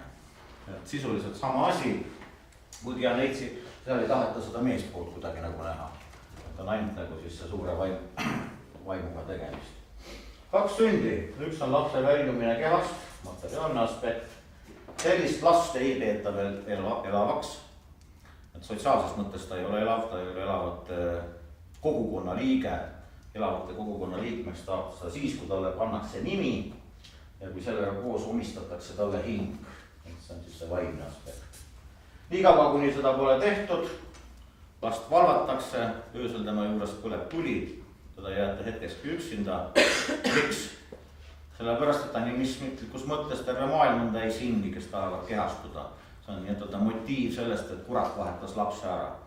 Need on nii-öelda raskesti kasvatatavad lapsed, neid vanasti nimetati siis ümber vahetatud lasteks. Vaatame 2 surma kõigepealt. Üks on surma materiaalne aspekt, see on siis kehaline surm. Eri kultuuris need kriteeriumid on väga erinevad, isegi meie kultuuris lühikese aja jooksul kehalise surma kriteeriumid on väga kiiresti muutunud. Enne oli kopsude ja südametöö, siis oli ajusurm, nüüd on aju üks osa neokorteks, selle töö, et määratletakse selle järgi. Osades kultuurides inimene võib olla meie mõttes elus, aga kui ta lambad ei ole, siis öeldakse, et ta on kehaliselt surnud. Või kui nahk on täiesti kollakaks läinud, siis öeldakse, et ta on surnud kehaliselt. Nii et eri kultuuris väga erinevad. Aga isegi kui ta siis tõesti süda ei tööta, kopsud ei tööta, paneme siia selle matuse ka, 2 matust. Esimene matus on kehal, seda nimetatakse ka väikeseks matuseks. Nii et kui keha on surnud, proovitakse ruttu ära teha siis kehaga seotud riitused. Ja sellega siis see matus tegelikult lõppeski selleks korraks.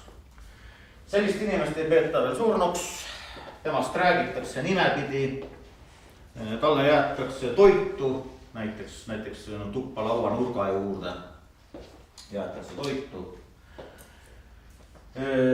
Päris surnuks peetakse siis, kui tehakse peielaud, see on suur matus, see on matus hingele. Et meile matuse kombestikus need 2 matust on kokku läinud, eks ole. Vanasti peielaud tehti kas siis 40 päeva pärast No tegelikult mul on vaadata Kirjandusmuuseumi arhiivides, see 40 päeva päris ei kehtinud. Kui oli tige inimene, siis tehti 2-3 päeva pärast, et ta hing ära saata ja rahu majas. Ja kui oli väga hea inimene, siis tehti aasta pärast, et aastast kauem ei hoitud. No sageli lükati see suur matus ka sügisesse, siis oli lihtsalt süüa rohkem. Seda nimetatakse suur matuseks söömamatus, surnuga koos söömine. Kõige olulisem riitus, mida elavad teevad surnute suhtes, on surnute toitmine. No te ilmselt teate seda, vene õigusvalada käiakse siiamaani autotel söömas, eks ole. Te toidate surnud või toida? Jõuluõhtul jäetakse ikka lauka. Absoluutselt. Vanasti söödi ikkagi niimoodi, et söögi ajaks pandi toit lauale, kui oli ära söödud, laud puhtaks. Kui lauale jäetakse toit, siis see on hingede toitmine. Nii et selles mõttes jah, et kõik, kes oma jõululauda kohe ära ei korista, et tegelikult teevad ühte väga-väga vana riitust. Et see on esivanemate hingede toitmise riitus. Nii et teine surm on siis see vaimne surm. Et kui keelaud on tehtud, siis on hing ära saadetud ja siis pärast enam nime ei kasutata, öeldakse kas õnnis või öeldakse kadunuka. Ja 2 elu, hakkame jõudma asja tuuma juurde, üks teie elu on siin, see on teie elu materiaalne aspekt. Kus see teie teine elu on? Kus on teie teine elu? Teie teine elu on unenägudes, see on teie elu vaimne aspekt. Nii et paneme siis niimoodi, on 2 tükki. On mina ja on teisik. Kui te mäletate unenägusid, kes mäletab keda? Mina mäletab teisikult. See on lihtne. Kui te teate magades, et te magate, kes mäletab keda? Teisik mäletab seda, kes läks magama. Nii et animistlikus mõttes inimest on 2. Et see on nii-öelda A-joon. Ilma selleta ei ole mingit animismi. Et animistlikus mõttes inimest on 2. Seda on tänapäeval võib-olla juba natuke lihtne või hea rääkida, sest kõik on näinud sellist toredat filmi nagu Matrix. Matrixi esimene osa on sisuliselt animismi teooria. Sellele üles rajatud, on pandud teistsugusesse raamistusse. Matrixis on ka seda, kõik need inimesi on 2. Üks on selles toolis, see on siis see.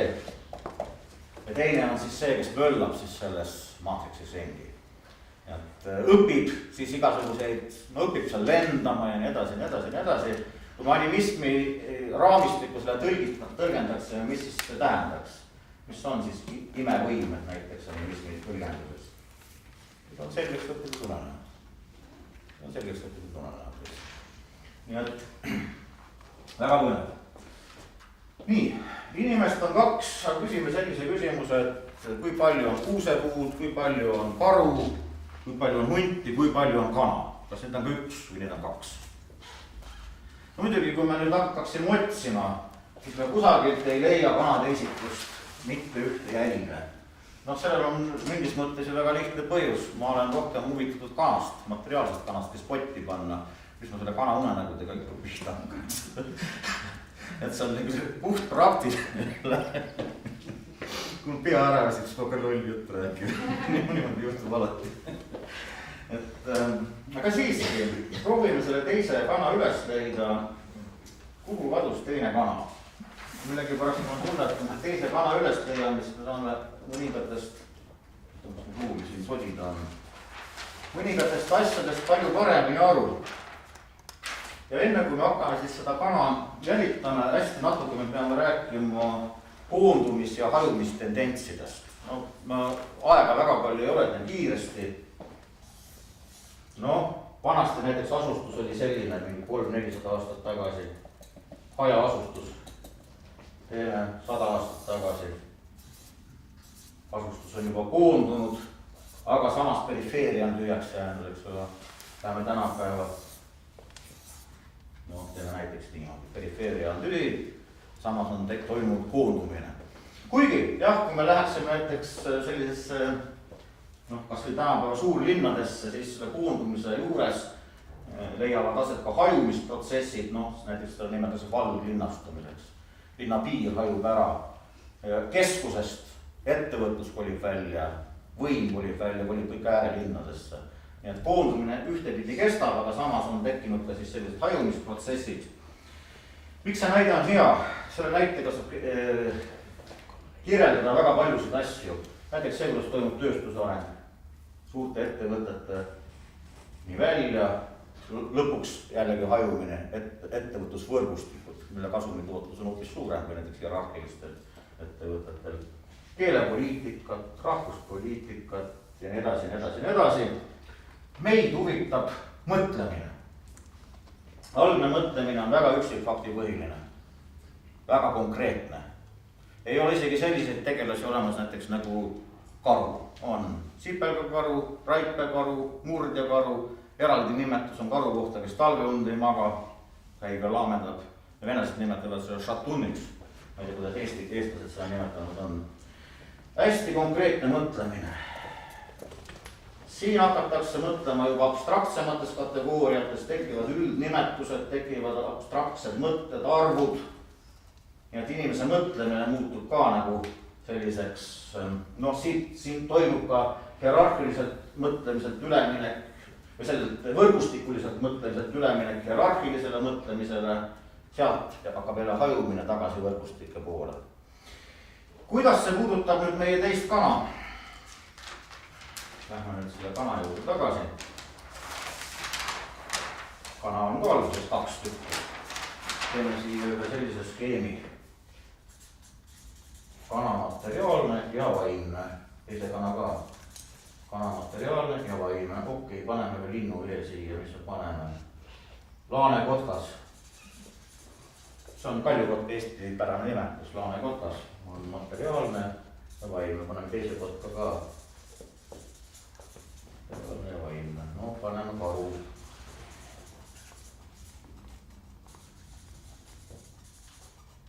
Hundi ka.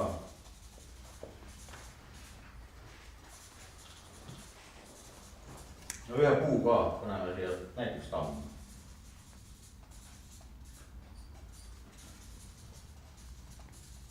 Iga asi algupäraselt on ühteaegu materiaalne, samas vaimne, ühteaegu loomulik, samas üleloomulik. Nii inimene kui karu või kana. Kui me nüüd suurendame abstraktsuse taset ja küsime, mis allub koondumisprintsiipidele, kas materiaalne alge või vaimne alge. No kuidas te seda materiaalset alget ikka koondate, panete kanakottidete tükkideks. See ei ole see. Järgmisel abstraktsuse tasemel kanad. Kõik kanad on materiaalsed, aga vaimprintsiipi kannab kanade kuningas või kanade karjane või kanade hoidja. Paneme siia kanade karjane. Need karjaste lood on Eesti pärimuses täiesti olemas. Näiteks seal Võrtsjärve ääres mees läheb hilja sauna, kuuleb, kuidas 2 halli vanameest räägivad saanu taga. Üks on sudakavana ja teine on purikavana. Sudaka on koha ja purikas on haug. Nii et sellised karjased on täiesti olemas. Ka meie pärimuses. Kotkad on materiaalsed, aga on kotkaste kuningas. Tema kannab vaimprintsiipi. Ja see karjane või kuningas alati on selle sama looma liigi anomaalset värvi isend või kehalise anomaalia isend. Et isegi Kiviräha raamatus meest, kes teadis ussisõnu, Mao kuningas on mis värvi? Valge. Et looduses ikka esineb siis selliseid anomaalseid liike.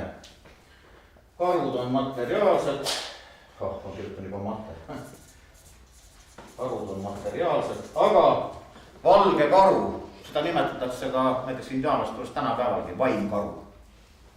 Panegi selline vaimkaru. Tema kannab siis seda printsiipi. Hundid on materiaalsed. Vaimhunti on veel nimetatud toonehundiks. Toonehunt, suur valge hunt, kes inimeste karja ei murra. paneme siia toone konti. Kannab vaikselt siia. Okei, vähek hakkab tüütuks minema, õhku on ka vähe, aga kannatame välja. Järgmisel abstraktsuse tasemel linnud. Linnud on materiaalsed, aga näiteks seesama, kes oli enne kotaste kuningas, see on siis lindude karjane. Lindude karjane.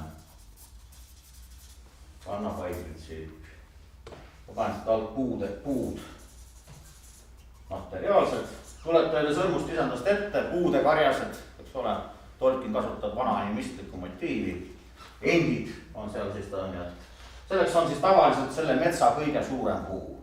Et loomulikult teda ei raiuta. Loomulikult on ta siis sellises mõttes kusundilise kaitse all puude karjane.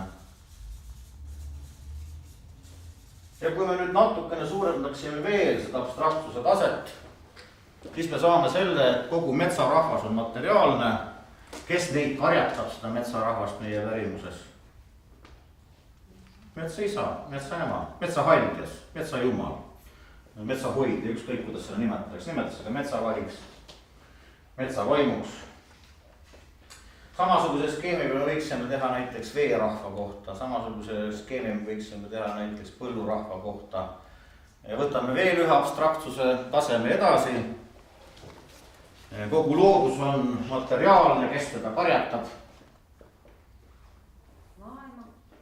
Jumal. Jumal, üks jumal. Selles mõttes monoteism on ülemineku faas väepõhistelt seletusviisidelt materiaalsetel objektidel põhinevatele seletusviisidele. See on selline ülemineku faas, aga tuletan teile meelde selle algupära. No monoteismis me võime ka ütelda, et minus elab näiteks Jumala vaim. Et ma arvan, et paljud kristlased ütlevad niimoodi. Aga ma usun, et väga paljudel juhtudel see on ikkagi selline abstraktne teadmine või abstraktne usk. Aga see, ma panen nüüd kana peale, tahaks panna inimese peale. Kui küsida teie käest, mitu tükki teid on, mis te vastate? Ma loodan, et keegi diagnoosiga ei ole, vastate kõik, et üks. Aga see tähendab, et teine teist on ära varastatud. Nii et kuhu kadus teine kana? Teine kana koondati ära. Tema koondas oleneb, mis abstraktsuse tasemel me vastame. Kas tema koondas kanade karjane, lindude karjane, metsavaim või koondas tema jumal või teine kana koondati ära. Et sellega me oleme siis kätte saanud selle, et see, kui mind on kaks, on mina ja teisik, on loomulik ja üleloomulik. Vot see on üks selline hästi oluline võimalikkuse väljaelement. See, kui mind on üks, siis on sellest väljast näidanud üks väikene osa juba jalga lasknud. Okei, sellega me saime ühele poole. Kuidas kõlas meil teine lause? Teine lause kõlas, et esimene kõlas nii, et pool minust varastati ära, teine lause kõlas nii, et pool maailmast varastati ära. Mis selle teise lausega siis pihta hakata?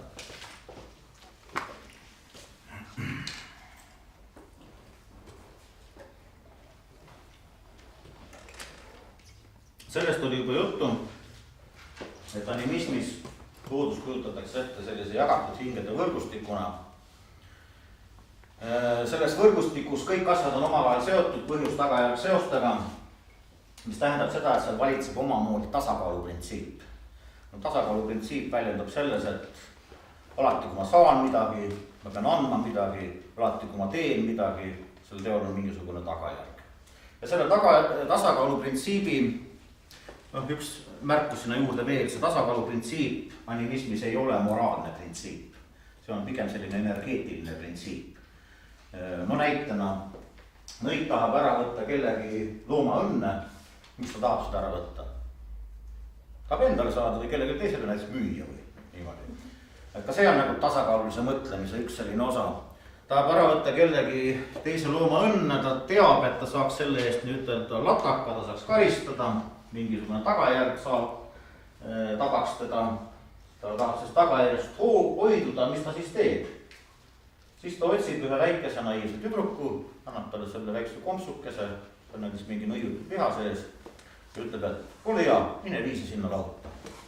kes saab tagajärje, kas nõid või väike laps?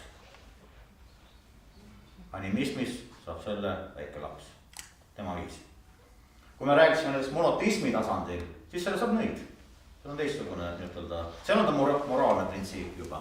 Aga animismis ta on jah selline energeetiline printsiip, see tasakaalu printsiip. Aga kas see mitte ei haju, sest et laps teeb seda ebateadlikult? See ei loe. Animismis tema tegi ja tema saab. Et monoteismis me tõlgendame jah, et nõid oli selle taga ja nõid saab selle. Laps oli ilmsüüta nii-ütelda.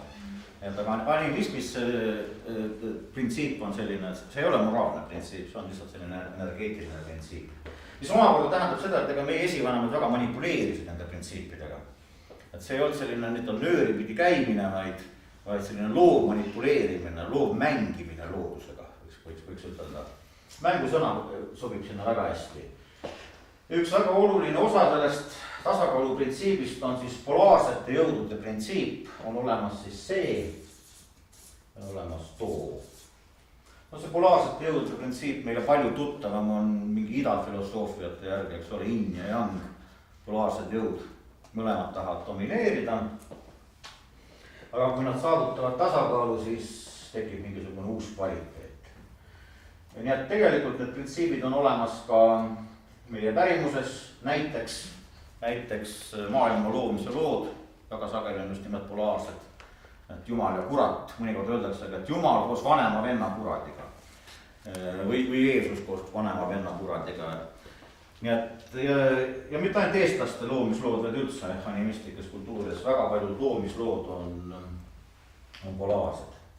Teiseks see väljendub kõnelemises, et üldnimetuste asemel väga sageli kasutati just nimelt sellist kuidas sul läheb, nii ja naa, eks ole.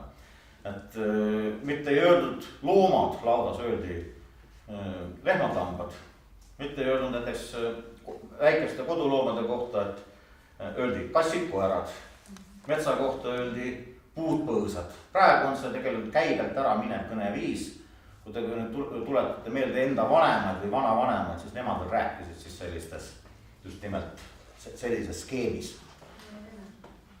Jah, nii et see peaks veel tuttav ette tulema. Ma arvan, et võib-olla 20 aasta pärast see tekitaks juba segadust, aga praeguses auditooriumis see peaks veel tulema tuttav ette. Ja kolmas koht, kus siis see polaarsus väljendub, on siis riitused. On selle poole riitused ja on tolle poole riitused. Et selle poole riitused, nende riituslik, oletame, see on mingi riitustelk, siin on näiteks see telgi ava, siin on inimesed. Kogu riituslik liikumine, mis on seotud siis selle poolega, käib päripäeva. Näiteks inimene tuleb telki sisse, istub siia maha, kui ta tahab välja minna, siis ta ei saa niimoodi minna, ta peab niimoodi minema. Või näiteks piip käib ringi, piip käib alati niipidi ringi. Või mingi toit käib ringi või jutujärg käib ringi, kõik käib niipidi. Aga kui on tegemist tolle poole riitustega, no näiteks tolle poole riitustest Eestis meil jälgi ei ole.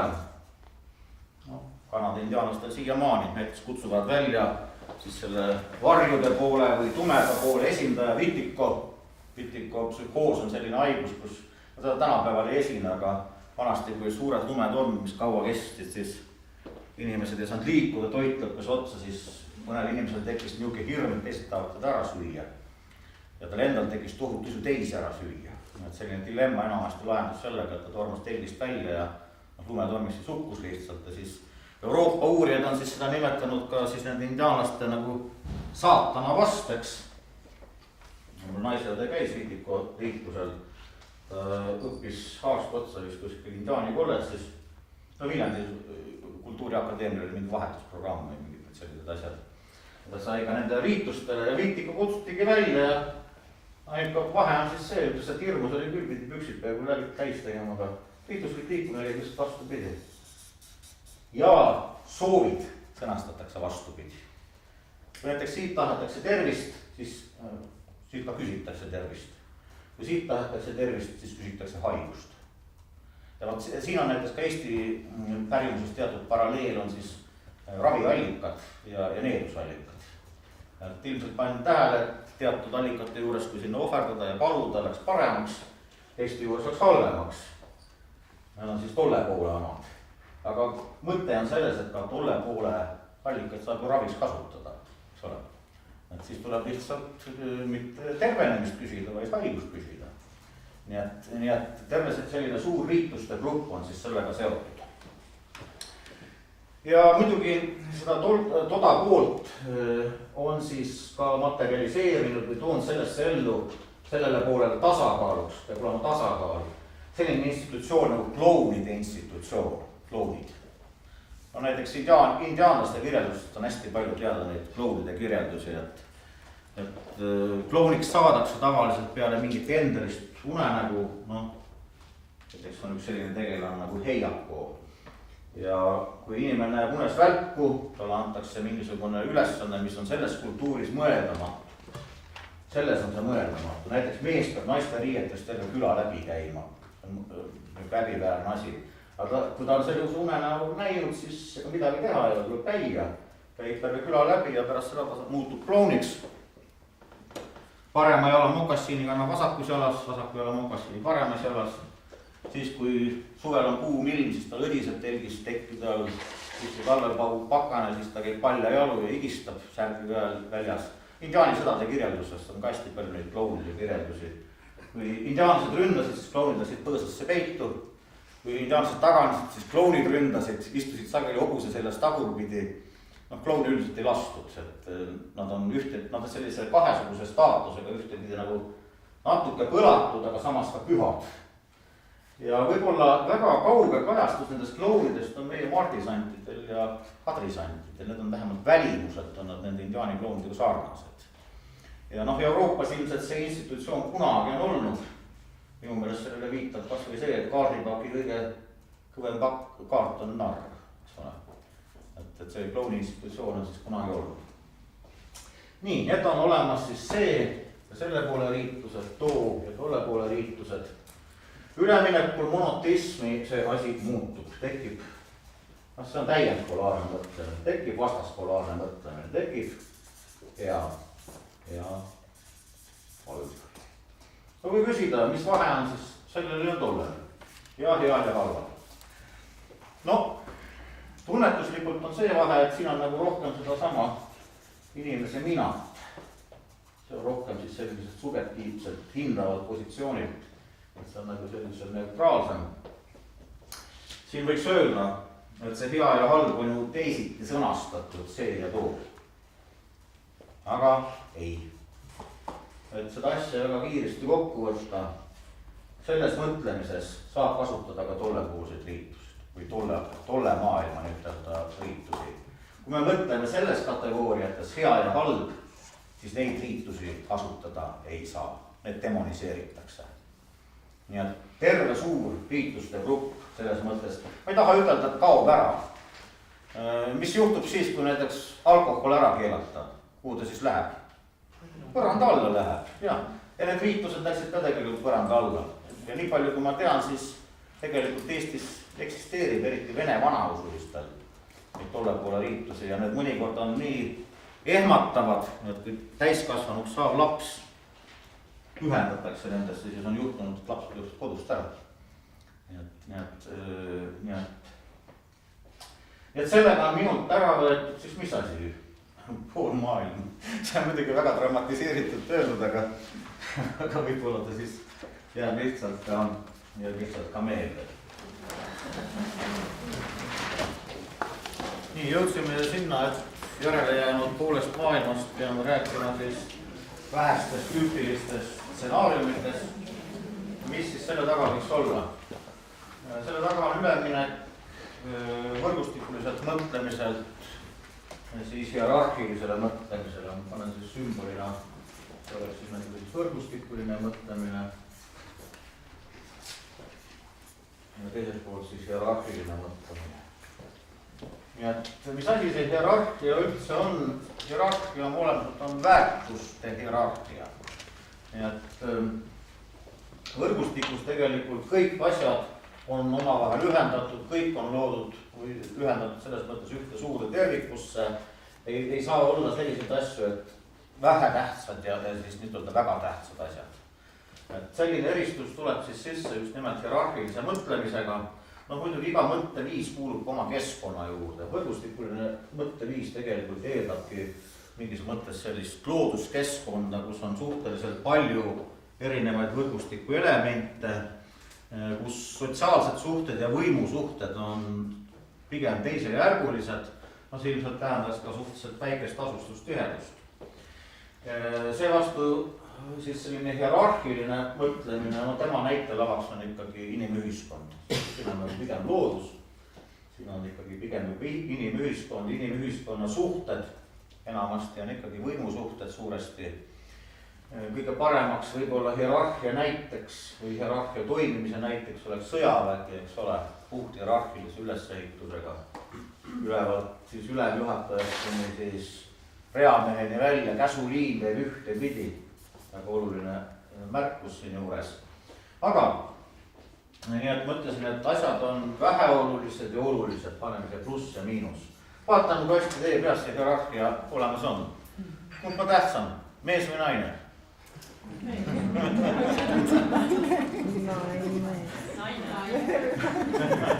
Te saate tähtsamaks, ärge muretsege. Kõrghariduses 2/3 tänapäeval on naised, kuna ühiskonna positsioonid ja haridus on ikkagi tugevalt seotud, siis te saate tähtsamaks, aga praegu oodake veel natuke. Monoteismi pärandina me paneme, ise te pakkusite mees tähtsam. Laps või vanem? Vanem. Noh jah, aadlik talupoeg, siin ei ole midagi.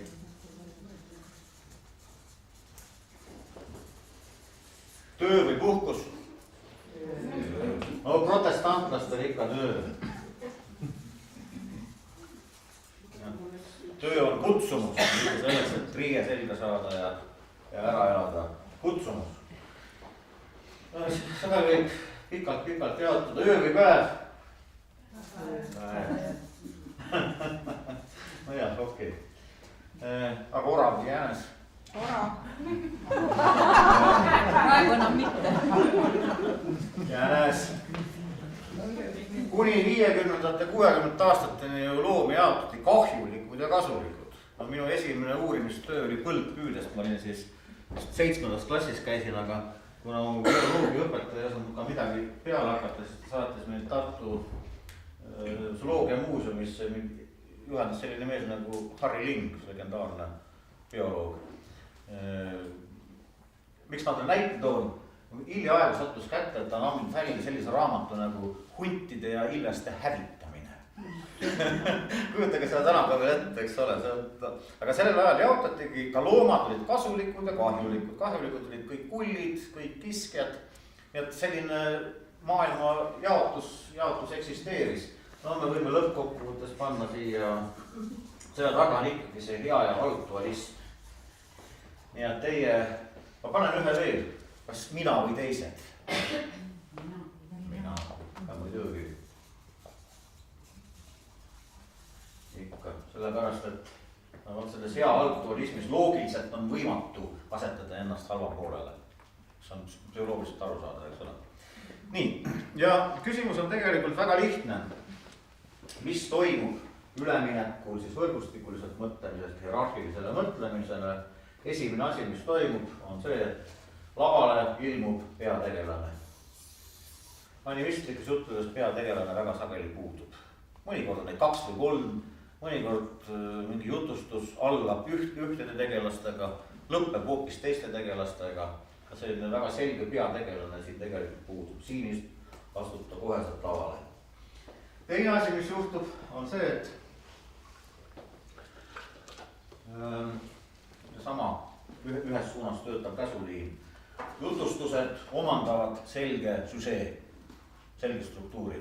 See on siis nüüd sissejuhatus, teemaarendus ja lõpp. Seda nii muusikateostes, seda nii kirjanduslikes teostes. Kui me vaataksime animistlikke teoseid, võtame kas või mingisugune laulu, mingis suvalises võrgustiku punktis võetakse mingi meeleolu üle, siis konnatakse siin lähedal, ta on suhteliselt monotoonne, väikese varieeruvusega, nii-öelda nagu uitamine, nagu ekslemine selles võrgustikus. ja kolmas asi, mis toimub, on see, et stsenaariumide arv katastroofiliselt väheneb. Miks ta väheneb? Sellepärast, et jutustused on seotud ennekõike ühe tegelasega.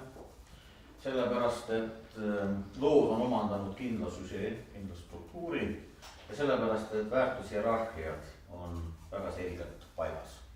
No mul lapsed kutsuvad mind spoiliks, et kui me vaatame filme, siis minu lemmiktegevus on filmide rikkumine, spoilimine. Ma vaatan 2 minutit filmi ära ja ütlen, et edasi hakkab juhtuma see ja see ja see. Ole vait, ära spoili.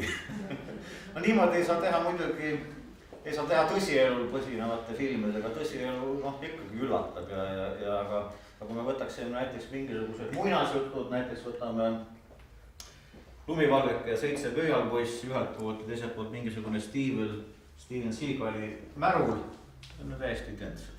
Algavad sellest, et kõigepealt on kõik väga hästi, Lumivalgekesel päris ema elab, isa ja ema arvastavad üksteist. Steven Seagalil on kindlasti noor ilus naine, kus väikese lapsega demonstreeritakse nende õnne. Edasi ema sureb, tuleb võõras ema Lumivalgekesest lahti saades. Seagalil ilmselt astuvad öösel sisse maskides mehed, tapavad ta naise lapse ja peksavad ta enda koomasse, kus ta siis vedeleb seal mitu aastat võib-olla. On see hea ja kurja vaheline võitlus hakkab pihta. Ja asi lõpeb siis enamasti sellega, et kuna Lumivalgekene on nii naiselik ja lõpuni nii hea, üleni hea, siis teda premeeritakse printsiga ja Steven Seagali premeeritakse uue ja noorema ilusama naisega ilmselt. Seal ei ole väga midagi fantaasiat vaja, et see kõik ära arvata. Sellepärast, et need võimalikke stsenaariumeid nii-öelda muinasjutu vormis rääkides on ju vähe, väga vähe. Proovime seda Lumivalgekese muinasjuttu natukene muuta. Oletame, et Lumivalgeke satub sinna päkapikkude juurde. Talle see meeldib hirmsasti, ainult üks naine 7 päkapikuga. Lõpuks ta tüdineb ära, otsustab ikkagi kätte maksta võõrasemale, laseb päkapikkudel sepistada endale korraliku pistu, ta läheb öösel lossi üle võõrasema maha, siis lõikab isakõri läbi ja abiellub kokaga. Kuidas teile selline muinasjutt meeldib?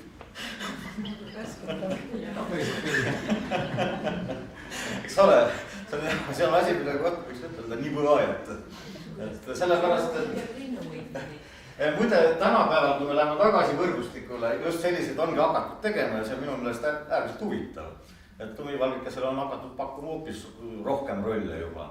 Aga jah, mulle näiteks meeldib õudselt üks muinasjutt, kunagi autoga sõitsin ja kuulsin. Hunt ja rebane said metsas kokku, hakkasid elama. Lõpuks hunt tüdines ära rebasest, viskas rebase uksest välja, elas põnda ja üksinda. Aga natuke saabast hakkas igav. Läks metsa, kohtas Ilvest, kutsus Ilves enda poole ja siis hakkas ta elama koos Ilvesega. Punkt. Aga mis edasi saab? Vaadake, kuidas me oleme ära kodeeritud. Lugu lõppes ära, aga meie aju küsib kohe, et mis saab siis edasi. Aga okei, lähme siis sellelt muinasjuttelt, mida see tähendab kultuuris tervikuna. Ma esimest korda puutusin sellega kokku, kui Maaleht tellis mult sellise artikli, mis on puu. Ja mõtlesin, et kuidas seda läheneda sellele teemale. Ja võtsin siis niimoodi, et mis on puu tänapäeval. Kirjutasin need erinevad võimalikud motiivid ära. Ja siis võtsin animismi, et magistritöö olin teinud puudest. Ja siis kirjeldasin need erinevad motiivid ära. Ja suure imestusega ma avastasin, et animistlikke motiive on palju rohkem.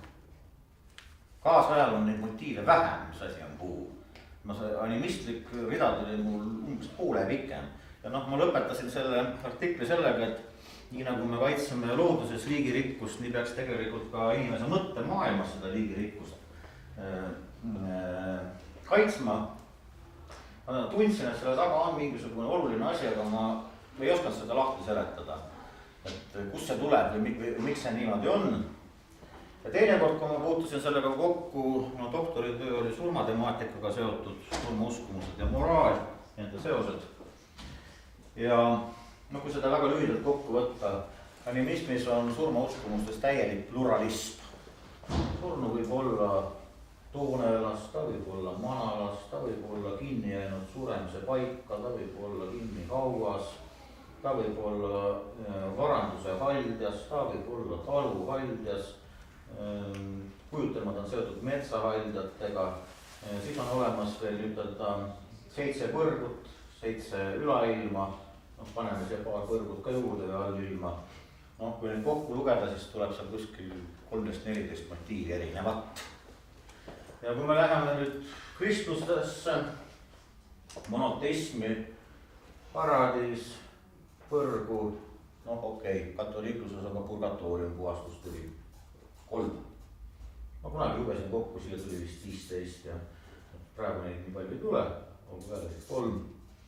Kui me läheme materialismi arusaamise järgi surm on kõige lõpp, tähendab 1. Vaat see on seesama asi, millest ma rääkisin, see on stsenaariumide lähenemine. Ja see ei puuduta mitte ainult surmauskumusi, see ei puuduta ainult seda, mis on puu. See ongi tegelikult mingis mõttes selline asi, mis toimub selles üleminekus ja jääb loota tegelikult, et see uus üleminekus me läheme siis tagasi sellele võrgustikule, siis seda mõtlemistele, et see hakkab siin midagi suurendama, kuigi ma seda loodan. Ma ise tunnen, et ega see väga ei usu, et tundub, et maailmas käib ikkagi see asi niimoodi, et kultuuride kokkupuuted mitte niivõrd ei rikasta üksteist, vaid nendes kokkupuudetest tekivad domineerivad kultuurivormid, mis hakkavad teisi vorme välja sööma. Et see on umbes nii, nagu on ka tegelikult looduses väga sageli. Nii et ma pean sellest poolest maailmast siis rääkima suhteliselt vähestes stsenaariumides. Viimane asi, mis tahtsin öelda, et selleks ma pean siis kasutama äärmiselt vaeset keelt. Kui mul on siin kartul käes ja 100 aastat tagasi tõstaksin selle üles ja hakkaks küsima, mis see on, siis hakkaksid tulema siit vastused. Tuhvel, kartoffel, kartul, searõõm, maaõun ja nii edasi. Kui ma täna tõstan selle püsti, siis ma saan umbes 2 vastust. Kartul ja tuhvel võib-olla ka. Ja ongi. Umbes see sama asi. Noh, kui me rääkisime inimese hingedest, siis ma mainisin seda, et nimi sisaldab hinge, nime nimetamine, kõnetamine, see on kellegi väljakutsumine, seal on alati maagilised tagajärjed, mis omakorda tekitab hästi huvitava küsimuse. Kuidas on üldse võimalik animismis kõnelemine või suhtlemine laiemalt viisis? Esimene lahendus sellele on see, et suheldakse, ei kõneldagi, nii et vaikuse kultuurid suheldakse ruumiliste asetustega, pilkudega, žestidega, viibetega, häälitsustega. Üle 2 aastat tagasi ma juhtisin nägema ühte Mongoolia filmi. 2,5 tundi kestis, äärmiselt pingeline, äärmiselt põnev. Terve filmi jooksul ei räägitud mitte ühtegi sõna. Vaikuse kultuurifilm oligi tehtud niimoodi, nagu see on. See on selline hästi animaalne suhtumine, nii nagu loomad omavahel suhtlevad, aga nad saavad kõik oma asjad räägitud. Et ega selles filmis ka mitte midagi ei jäänud arusaamatuks. Nii et see eesti ütlemine, kõnelemine, kõbe, vaikimine, kuld, see omamoodi on ka siis selle vaikuse kultuuri kajastus. No teine võimalus on see, et rääkides ei mainita tegijat. Näiteks eestlastel on see sees seoses äiksega. Et kui näiteks müristab, siis me ütlemegi müristab, aga me ei ütle, kes.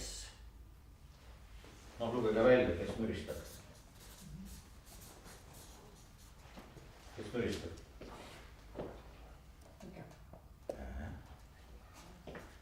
Ei müristab. See on vana surnu nimetus või esivanema nimetus. Samamoodi kouk soome keeles tähendab, ütleme vanas keeles sellist esivanemat või surnud. No see selleks, aga äikse puhul me ei ütle äike, ütlemegi müristab. Või siis kasutatakse üldnimetusi, ei öeldud näiteks hunt või karu öeldakse mets võttis, meri võttis. Või kasutatakse siis selliseid vihjavaid lugusid, kui kellelgi on mingi probleem, siis ei tegelda otseselt selle probleemiga, vaid räägitakse mingi mõistulugu, et ta keereldakse nagu kass ümber kalevapudru. Sellega on seotud uue ja vanema põlvkonna mitmeid konflikte ka. Uued põlvkonnad tahavad ikka rääkida otse ja vanad ei saa nii prostalt neid asju käsitleda, ütleme nii. Aga üks hästi huvitav 5 on rääkimine eufemismidega. Need on siis sellised nimed, mis seda hinge ei sisalda. Pettenimed või nii-öelda valed nimed. Miks ta on hästi huvitav? Ta on lõputu keelelise rikkuse allikas. Sellepärast, et neid eufemisme tuleb vahetada. No sellest mõttes saab võib-olla kõige paremini aru, kui ma toon näiteks oma koera. Mul on labrador. Aeg-ajalt on vaja rääkida temast nii, et ise aru ei saa. Sest ta tuleb kohe juurde, hakkab peaga peksma. Labradorid on õudselt maias mokad, nad võivad ennast hulluks süüa. Kui näiteks arutame, et mida talle süüa anda või millal taga õue minna, kohe on ta kohal. Selleks, et temast rääkida, selleks tuleb leiutada tal uusi nimesid. Ta päris nimi on Holli, lisaks sellele on ta Madu. Poisile tulid külalised ja küsisid, et kas Madu süüa sai? Kas teil on majas Madu? Siis on ta Tšund, siis on ta Merda, siis on ta lõput hulk nimesid on tal. Nii et täpselt niimoodi on ka nende, ütleme animismis nende teiste kõnetlemistega. Et see eufemism võib mingi aja olla, aga siis tuleb ta ära vahetada, sest olend õpitud ära tundma. Ma küll ei oska ütelda, mis aja tagant neid eufemisme vahetati, aga see vahetamise vajadus, see tegelikult loob tohutu keelelise rikkuse. Et kui ma võrdan näiteks vanade loitsude keelt või võrdan Kalevala keelt selle keelega, millest ma ise räägin, siis nukraks teeb ja alaväärsuskompleks tuleb peale, ütleme niimoodi. Isegi kui lugeda 100 aasta vanuseid ajalehti, ka see keel on tegelikult oluliselt rikkam kui see keel, mida me täna räägime. Nii et miks keel vaesub, seal on muidugi omad põhjused, üks asi on see, et animismist kaugenetakse, sellega kaob ära see eufemismide leiutamise vajadus. See on nii iseenesest mõistetav põhjus. Teiseks kujuneb kirjakeel, kujuneb kindla grammatikaga. Ühtepidi on täiesti jabur mõelda, et lepitakse kokku. Mis see grammatika tekkimine on? See on kokkulepe, et ühes külas räägitakse õigemini kui teises. Kuulge, kuidas see võimalik saab olla? Aga lihtsalt ühiskonnal on vajadus täpse keele järgi ametlikus keelekasutuses, näiteks dokumendid, lepingud, seadused, neid me ei saa sellises luulelises vormis teha. Et on vajadus ametliku keelekasutuse järgi ja on ka teaduskeel. Näiteks sotsioloogia aines ma annan ütles väga spetsiifilist osa, on ankeetide moodustamine. See on asi, mida kõik arvavad, et nad oskavad, aga tegelikult oskavad seda suhteliselt vähesed. Toon ühe näite, mis keelega toimub. Üks student teeb uurimistöö ja uurib, kuidas siis mingisuguses toitlustusasutuses siis rahulolu toiduga on. Kuidas teile meeldib meile õhtusöök? Ja siis paneb vastuse variandid 5 keele alla. Oleks juurde tahtnud.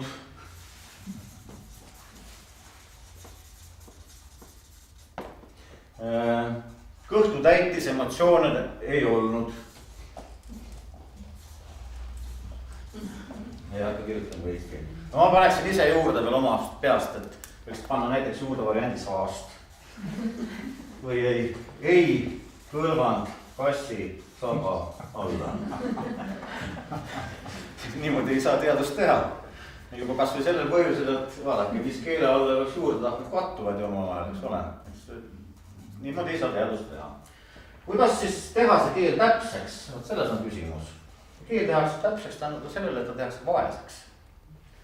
Ma ei hakka kirjutama, pannakse niimoodi. Väga hästi, pigem hästi, nii ja naa, pigem halvasti, väga halvasti. Keel tehakse vaeseks, niimoodi saab teha täpseks.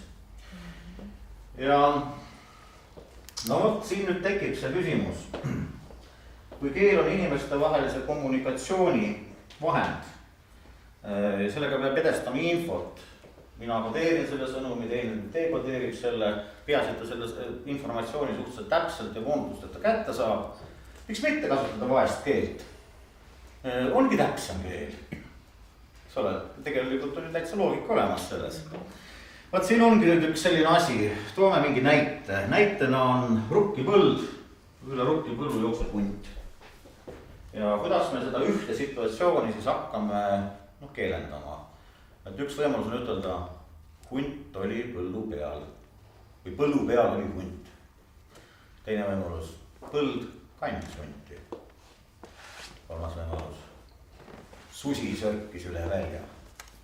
neljas, põld kandis metsa kuldset kuningat, metsahalli isandat. järgmine, põld reetis hundi, põld andis hundi välja. no situatsioon on üks ja seda ühte situatsiooni me saame panna väga erinevatesse lausetesse ja kõik need erinevad laused loovad meist täiesti erineva tunde, täiesti erinevad ootused, täiesti erinevad aimdused selle situatsiooni kohta. et see tegelikult näitab seda, et keel ei ole mitte ainult suhtlemisvahend, keel ennekõike on mõtlemise vahend. see on see viis, kuidas me maailma korrastame, kuidas me määratleme asjade omavahelisi suhteid. kas hunt oli põllu peal või põld kandis hunti, need on täiesti erinevad asjad. nii et keel selles mõttes on maailma loomise vahend, maailma loomise vahend. ja kõnelemine selles mõttes on ka potentsiaalselt, noh, ma just nimelt rõhutasin seda, potentsiaalselt kõnelemine on potentsiaalselt maailma loomine. nii et kui me räägime vaeses keeles, siis me elame tegelikult vaeses maailmas. see maailm, mida me suudame luua, see on väikeste nüanssidega, ta on vaene, ta on kuiv. kui te sellesama teaduskeele juurde tagasi tulla, väga hästi, pigem hästi, nii ja naa, pigem halvasti, väga halvasti. see on täpne, ta on vaene, aga kas vaese töövahendiga saab uurida rikast reaalsust? see on küll ju. et tegelik elu ja tegelik keelekasutus on äärmiselt nüanssirikas, äärmiselt varieerub. kas vaese vahendiga või vaese sellise tööriistaga saab üldse uurida rikast reaalsust? no teadusmetodoloogia on tegelikult üks äärmiselt oluline küsimus. nii et jah, keel ei ole ainult suhtlemisvahend, keel on maailma loomise vahend. no meie oma seda loomispotentsiaali ilmselt ei suuda rakendada. üheks põhjuseks, miks me seda ilmselt ei suuda rakendada, on see, et me räägime liiga palju. selle koha peal ma lõpetaks ära.